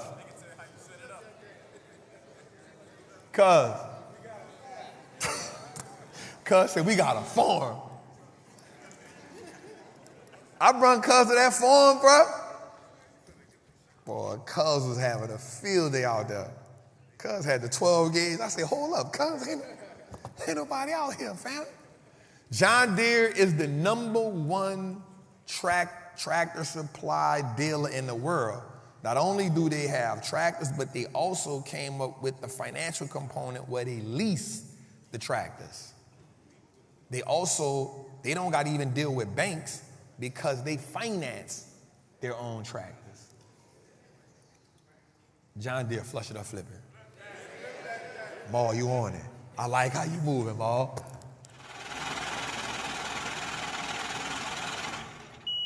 All right, let's go a little further.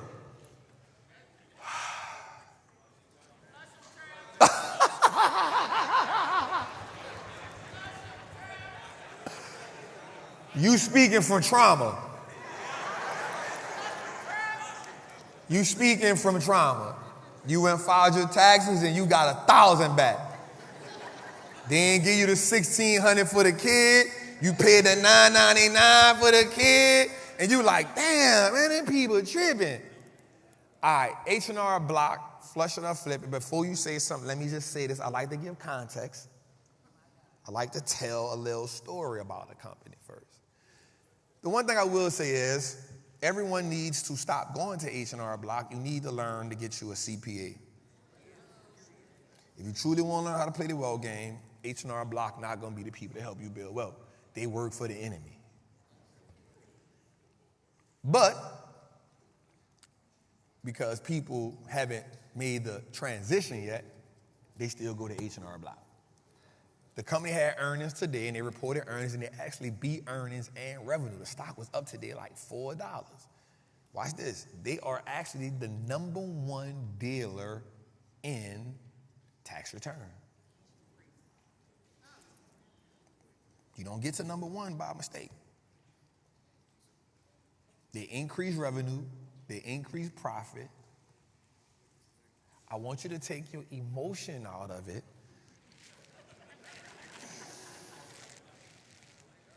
Now, I'm not saying what I'm going to do. I just want you to understand that there's more to it, flushing it or flipping it, just saying that people play me out my money.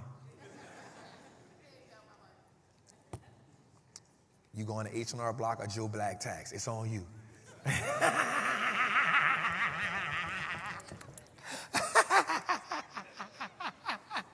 You got to be from New Orleans to understand that one, family. It's okay. H&R Block, flush it or flip it. Hey.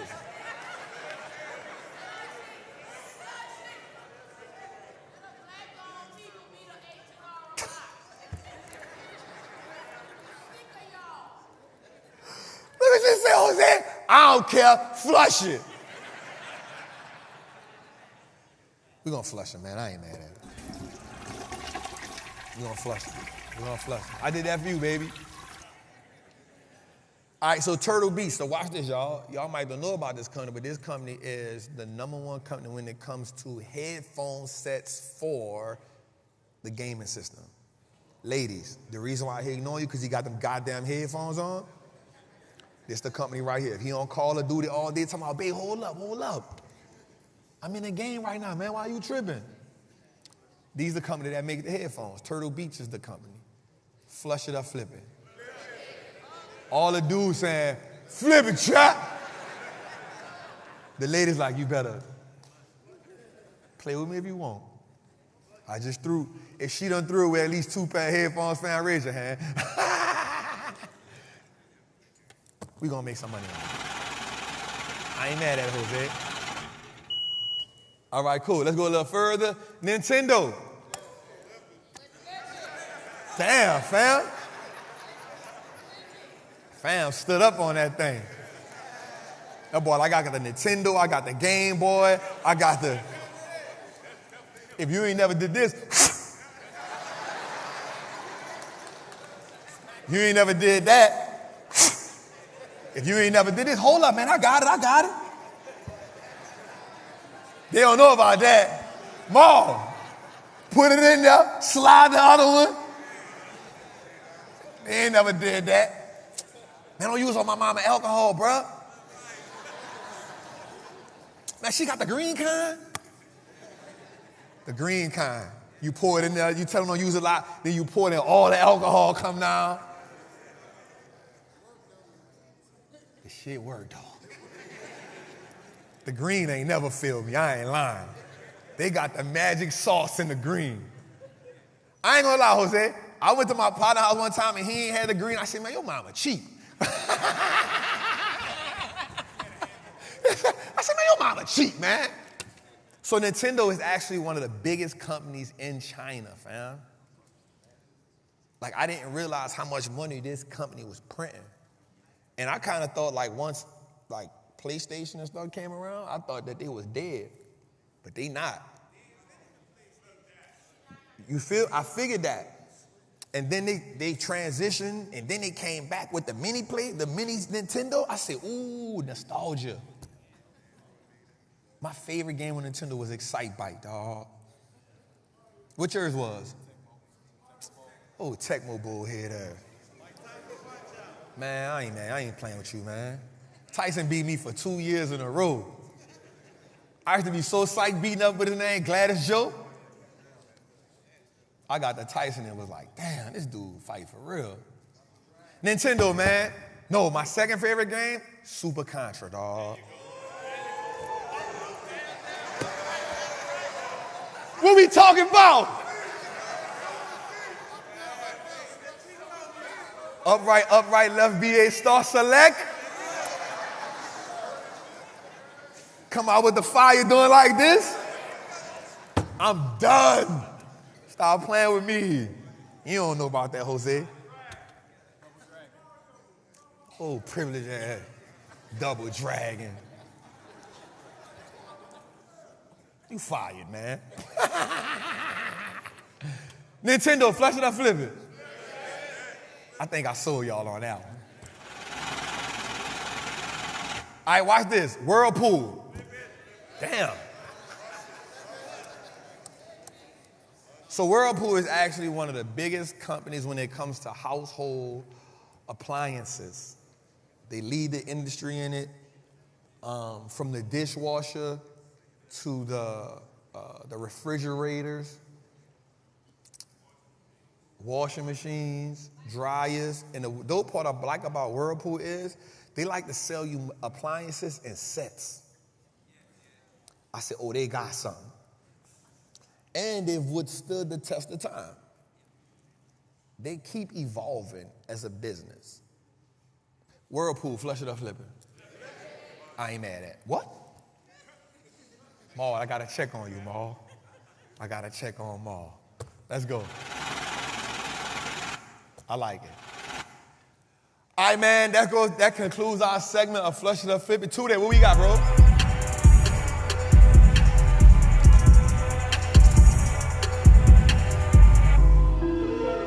God damn, Tootie. Jose, what you doing, Tootie? You could tell Tootie came back home. I ain't heard that much beat in a while. Tootie from Bunker Hill, y'all. That's my dog. All right, so here we go, man. This is a dope segment, man. It's called 1-800-Trappin Hotline. This one I talk to my people. Usually we do it like where the people call in, but now because we here, we gonna do it. Jose, we got the mic for the people on the bottom. Let's go, man. So we can do 1-800-Trappin Hotline. We do it live. Let's give Jose a round of applause. Y'all can do better than that. Y'all been seeing me working around here. Don't do that. Again, we got to shout out our Patreon people too again. Shout out to my Patreon people, man, who printing money. Shout out to my Patreon people, man. Let's go, man. What we love about the Patreon group is it allows people to, you know, some of y'all be lazy. Y'all don't want to do nothing. Y'all believe in me, so y'all just be like, I'm going to trust Trap. And I ain't mad at it. So we making money. We printing money. So if you want to join the Patreon group, I'm telling y'all, join the Patreon group. Also, after we finish Trappin' Tuesday, y'all, we bought some more of the workbooks in the back. If you won't get the workbooks because we're going to get into the workshop, go get the workbooks. They're official. Fill in the blanks in the workbook. We're going to take like a 5-minute break at the end of Trappin' Tuesday to get that. Let's get that, man. All right, let's go. Jose, where you at, bro? All right, what's good, King? Say, Trap. What's up? Thank you for everything you do. Appreciate you.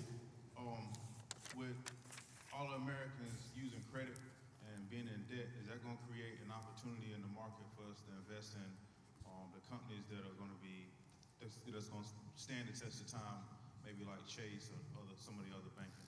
100%, man. That's a great question. Let's clap for that. Yep. So anytime the economy goes through something, one of the things I ain't go to school for none of this. I've learned it from paying attention to it. So one of the things that I notice is when America goes through something, there's always a beneficiary and there's somebody going to, suffer from it. So by America's using more debt, we already know who's going to make more money right now. Visa, MasterCard, American Express. Visa is the biggest credit card deal in the world, but guess what? Visa partners and all those credit card companies partner with who? The banking system. So 100% is always an opportunity to own a bank. So I personally think JP Morgan is 100% an amazing business to own, but also not on the flip side of that, it's the largest bank in America by asset. Second of all, because we see so many bankruptcies happening, guess who'll be the #1 person to go buy those banks? JP Morgan Chase, because they know how to play the game. Good question, bro. Appreciate you, King. Let's go. Next question. Man, my brother Larry, man. What's up, bro? Shout out to Larry, man. Y'all ain't ate at Mondays. If y'all ain't ate at Murrow's, he just opened a new spot. I feel like every time I talk to Larry, he opened up another spot. We need to open up a trap restaurant, Larry, bro. Give me the blueprint, bro. Give me the blueprint. Trap fries, trap shake, trap burger, trap steak, trap appetizers. Something in that area, bro. I know we could do it, bro. I know we could do it, bro. I believe in you. Let's go, brother. What you got? Thank you, Trap, for all you do. You're doing God's work. Oh. People, you are. Thank you, brother. Yeah. My question is, let's just say I got a few coins in 401k. So you got a few coins? Yeah. All right. I want to take about 15, 20% of it and move it and invest it in ETFs or something like that. Is that something you would recommend? If I don't mind you doing it, but notice this though, here's what you gotta understand. When you take money out the 401k, know that there's a penalty you gotta pay for that. I do. Right? It's sitting there and it ain't doing nothing anyway, so. Yep, so here's what I did. So when I left Ironwork, we had what was called annuity. And I had like 60 grand in there. And in my mind, I was like, you know what, bro? Like I can make more money for myself than they gonna make with my money. You feel what I'm saying? So I was willing to pay that, but I didn't know they was gonna beat me upside the head like they did. So what they did was they made me pay them. First of all, I could only take 75% of the money out the first time. And then once I took 75% on it, they penalized me 35% for taking the 75% out. And that ain't even counting the tax I got to pay on it. That was just the penalty. And then I had to wait a year to go get the other 25%, which they taxed me 35% on that too. That's a cold-blooded game. So you gotta ask yourself, are you willing to pay the penalty for taking responsibility? That's good, Jose. Are you willing to pay the penalty for taking the responsibility? And if you are, I'm with saying go for what you, because I feel like don't nobody care more about your money than you. And I truly believe that nobody not gonna make you more money than you. Like even with people that rock with me, I'm gonna make you money, but eventually once you understand how to do it yourself, you're gonna make yourself more money than I'm gonna make you, because you start to understand your risk, you start understanding your tolerance, you start understanding who you are as an investor, and once you do that, you take the cap off how much money you can make. Once you take the cap off how money you make, your limit, your potential is unlimited. I'm with you on that. Let's clap for that, y'all. We good? We good? Come on with it. What's going on, Trap? What's happening, Everything family? you do, man. I And appreciate you brought ET. That was a blessing, bro. That's my OG, man. They don't really know, bro. Yeah, man. I think they know. Oh my God. ET We need to that get guy. that man a Nobel Prize right now, bro. Yeah, bro. I'm trying to do everything I can to help him get it too, because he deserves it. He got a humanitarian award, and I damn near cried on the phone. I was like, damn, man. Bro, you done got me through so much, man. Haven't he got us? Appreciate y'all. Let's go with it. With your groups, bro. So like, I know like the Patreon, you just pretty much giving a play. So as far as where we're at, whether we're a beginner, middle, or we're a vet, what would you advise what group get in? Like the beginners should get in what group? The middle people should get in the Patreon, or you know what I'm saying? Something like that. Yep. So first of all, I ain't tell him to ask that question. I just gotta make it shit, but since he asked it to me, I'm about to go crazy with it. So first of all, you said the right thing is whether you are. So like with Trappers Anonymous, that's a group that helps you get support. So most people in Trappers Anonymous, they learning like the fundamentals on what to research a company, how to research a company, what a company looks like. And then every Sunday we do a 2.5-hour call together, breaking down stocks, breaking down companies, and then we do that as a group.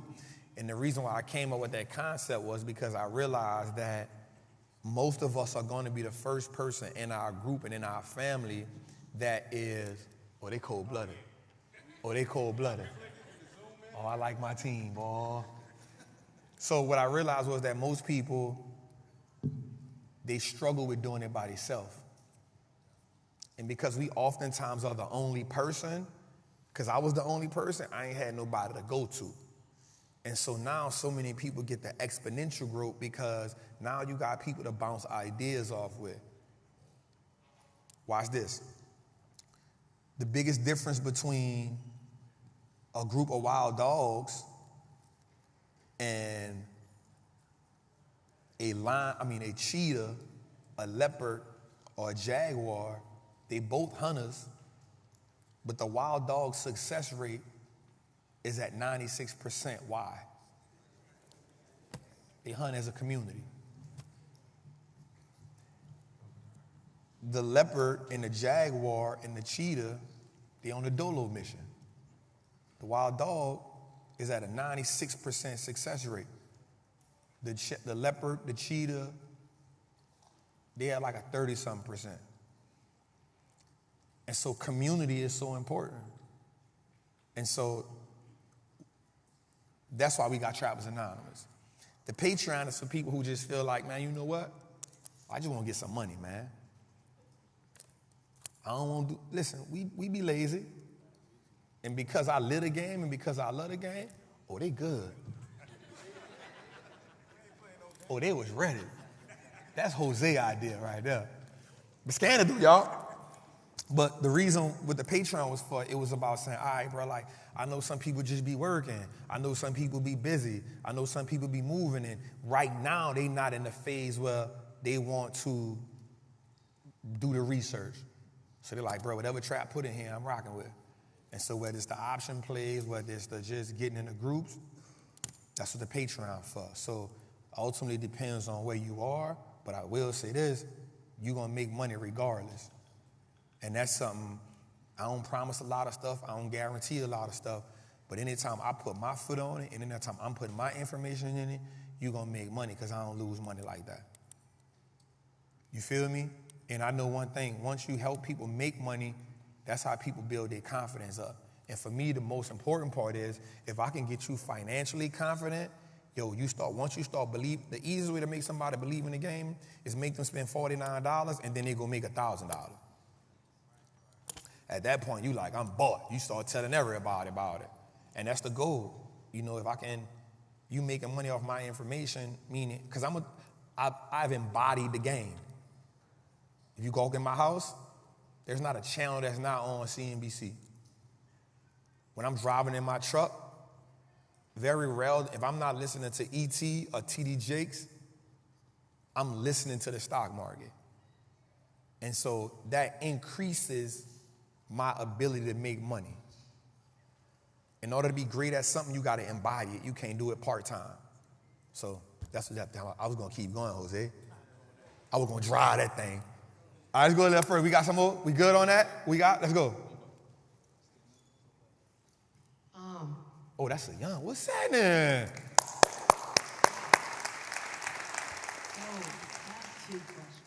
Let's go with her. You got to speak up, though. You got to speak up, though. Should I invest on Cash App? Nope.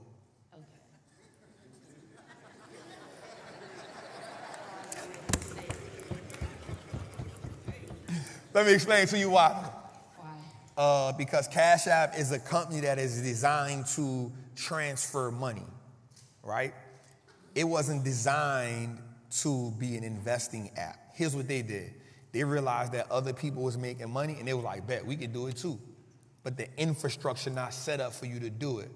So one of the things that I don't like about it is, and this with any platform that does that, if I can't call you about my money, I don't want to use you to invest my money. Okay, I made a mistake there. No, you didn't. It's a learning lesson. Okay.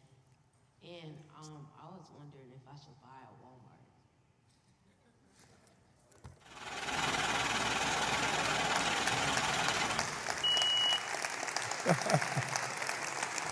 That's what we doing. I like that. How old are you? How old are you? 11? That's your son? Stand up. That's your son? He investing?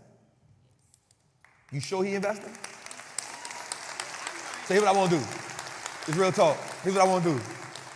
I want you to get with L Boogie. Where you at, L? She's somewhere running around. L Boogie is responsible for this.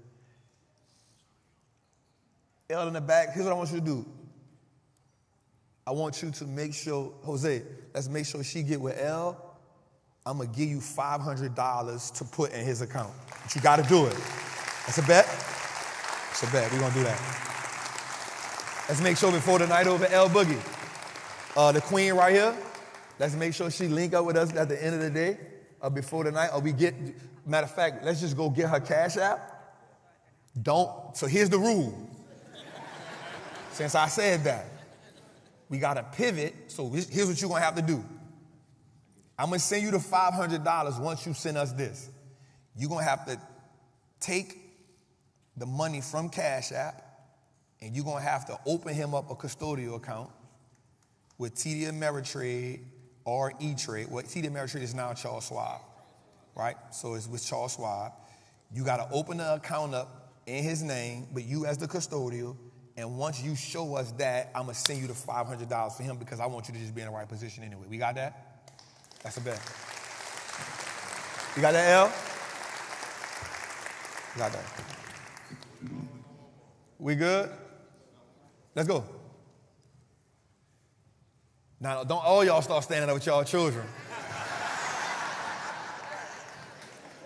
Hi, how you doing? Hold up, because I'm going to hit you with this. Come on, I'm broke, baby. I ain't got no money. Boom. I see you shining. I'm not worried about too much. You good, queen. Let's go. I have a question. Yep. I noticed how when you were talking about the topic of the 401k and how, like, years down the line, it would not be the same amount of money as you thought it was. Mm-hmm. When you're talking about stocks, you put so much money into stocks, right? When it's time to get it out, what about the taxes that we're going to be charged? That's a good question. So that's a great question. All this money, but when it's time for me to take it out, it's not going to be close to what I thought it was. What's the ways around it? Yes, it will be. So here's the one thing I love about investing in the market. The longer you invest, your taxes go from 36% when you do it in a year to a year and a day, it goes to 21%. So I want you to get around the idea of, all right, so when you invest, so if you invest in shorter than a year, you pay taxes on that as earned income. So the same taxes you would pay like if you worked the check, you got to pay that at the same rate. But the one thing that's dope about America is America rewards the investor and the entrepreneur. So what happens is, and I'm going to just put it in that phrase, if you hold the stock longer than a year and a day, you now get taxed like an investor and an entrepreneur and this, rather than somebody that go to work every day. That makes sense? So here's what happens. I always tell people that, like, my goal is not to avoid paying taxes. My goal is to see how do I play the game where I pay the least amount of taxes. So one of the things, you know, when I rock with the homie Ross, I was like, bro, you got to put some type of livestock on all this land. You know what that do? Bring the taxes down. The reason why I bought a farm, because I knew America was going to reward me more for having a farm, and all I got to do is put one animal on it, and the way that America is going to reward me is going to be like something you ain't never seen. So one of the things I need everybody in here to do is get together, let's go buy some land so we can decrease our taxes. You got that? Let's go with it. That's it, baby? All right, let's clap for that. All right, what we got next, Dave? Go to the next one.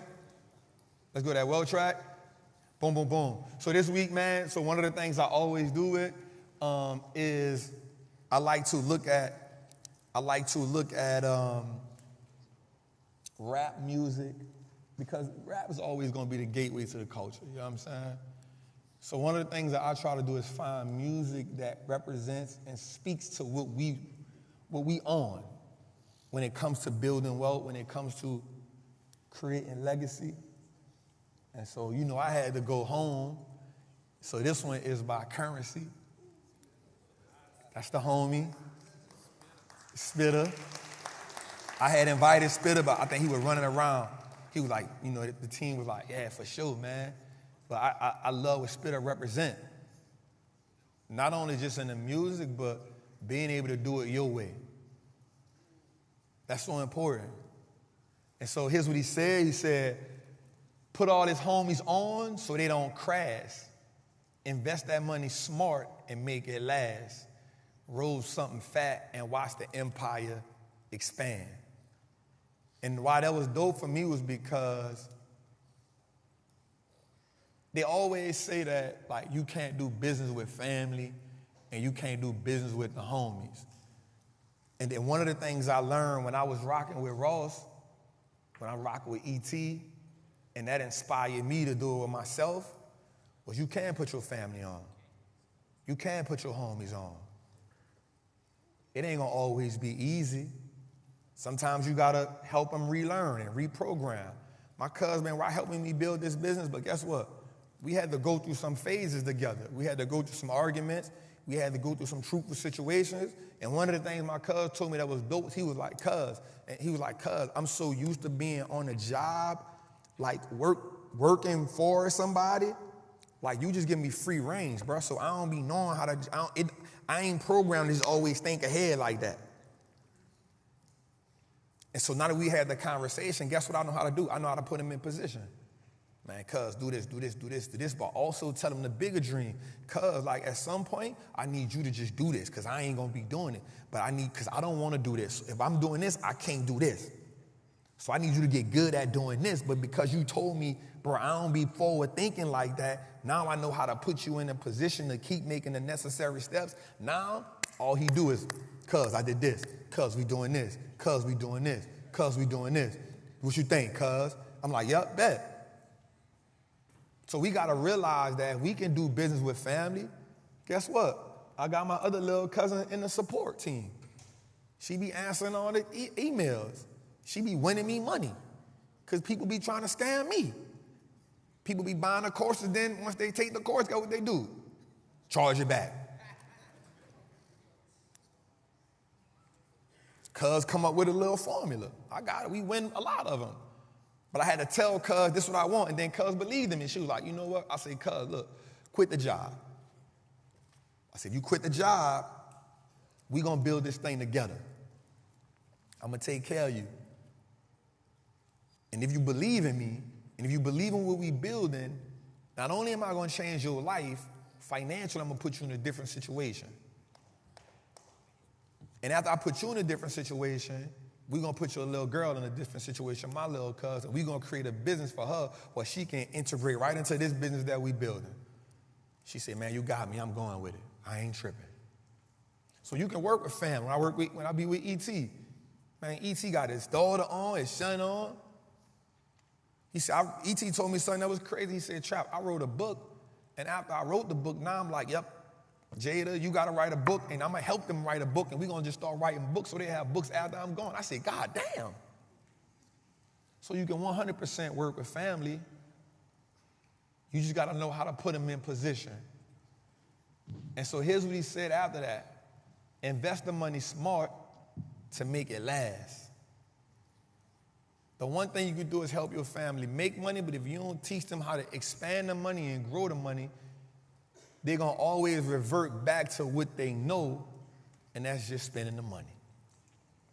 So now I made it a prerequisite for my cuz. Cuz, you got to learn how to invest. And every day I get on this show, I'm going to get on you and I'm going to clown you because I got other people making a whole bunch of money, and you my family, and you ain't making no money. So one day he came to me and said, hey, tell him I got my money invested now. Tell him I just made $1,700. Go on, tell him that part of the story. And I said, bet, I got you. And so build an empire and watch it expand. In my mind, we building an empire. This is our first year with this brand, and we already touring. And I'm going to tell you how, yeah, we already touring. And we doing 500, 600, 700 people every city we go to. And I'm going to be real, New Orleans wasn't even in my top 10 cities. I said, I'm just doing this because this home. It wasn't even in my top 10 cities. And something I learned right quick. When I hit Ross off, I realized who I was paying the money to. It said Rick Ross Touring Company. I went to LaShawn and said, L, we got an LLC, the Wall Street look like us now, touring company.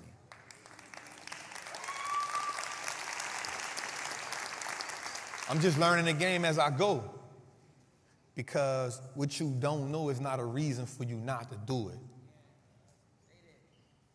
A lot of times we're gonna blame, and that's gonna bring me to this next segment of Wise Word from the OG. So one of the things we do is, I'm not gonna lie, man, we blame a lot of stuff on what we don't know. And I don't mind shouting these people out. I can promise you when B first started that business, she ain't know half the stuff she know now, but she keep going. I can promise you when Larry had the first po' boy shop, he ain't really know what he know now, but now he could probably put a restaurant together in his sleep.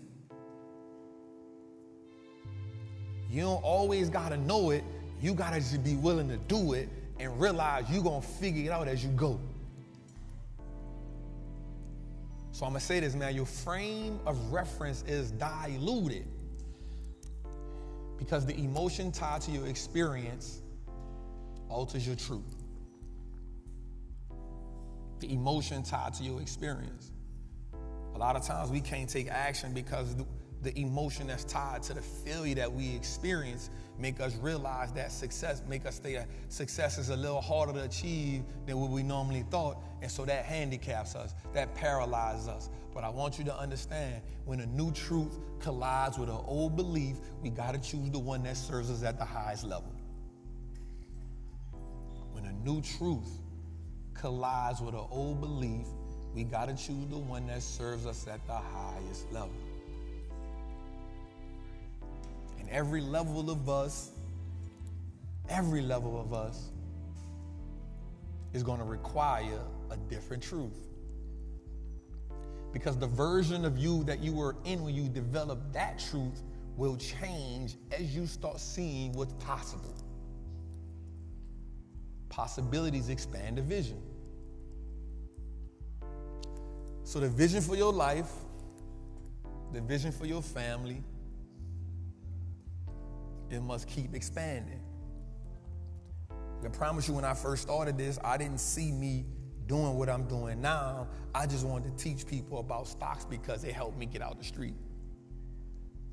But once it started helping other people get out the street, and I realized, damn, it's not just for street people, it's for somebody working a 9 to 5 too. It's for somebody who don't want to work 2 jobs. It's for the single mother who trying to figure it out. It's from the dude coming home from prison who feel like nobody ain't gonna give him a job and all he knows is the street. So he don't gotta go back to the street. If he learned the stock market, I done helped free that man. And so the version of me and the vision I had expanded as I start experiencing new possibilities. The person in survival mode and the person in thrive mode gonna think completely different. But survival mode is necessary depending on where you are, because it helps you develop a certain instinct in order to thrive. Because of survival mode, I can now sit back and say, I'll never have to panic again about money. I'll never be in a situation where money will dictate what I got going on. I am mentally unemployable at this point in my life because survival mode taught me so many lessons. I know how to thrive with ease. The game done slowed down to me. And once the game slowed down to me, I can now make moves that I can't always explain. It's just because I see the game different, it allows me to execute at a higher level. So when I'm in a situation, I don't ask myself, how much money does it cost? It now says, how much money do I have to print to make this a possibility? There's a difference between the lion and the gazelle. But there's also a difference from the gazelle, the lion, and the wild dog. You stay at the top of the food chain by being methodical. You stay at the top of the food chain by being strategic. You stay at the top of the food chain by saying, if I put the right team around me, if I put the right people around me, we can all eat. And if we all eat, we can stay here longer than if just I eat.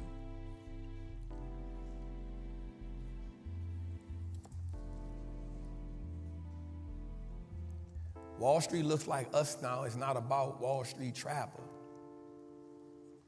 It's about everybody who had a vision that they deserve to be wealthy. It's about everybody that had a vision but didn't have representation. It's about everybody that had a belief.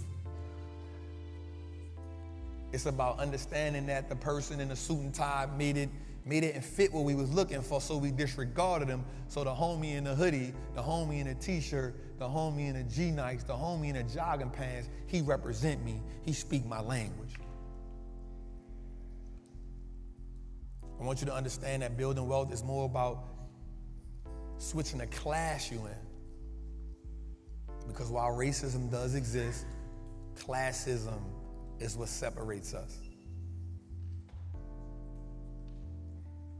In a country that's called the United States of America, we are everything but united, and that's okay. Because the people who believe in a certain thing gonna ride with the people who believe in a certain thing. So if you believe in poverty, if you believe in check to check, then that's the people you're gonna associate with. That's the people you complain about the job to every day. But when you see a person change their belief system, you also see them change the conversations that they allow themselves to be sucked into.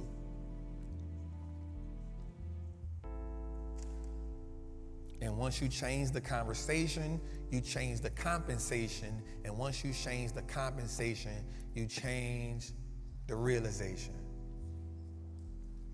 So today, I want us to change the conversation, and I want us to change our realization. Trappin' Tuesday, episode 56, y'all. Let's close out with that. Let's clap for that.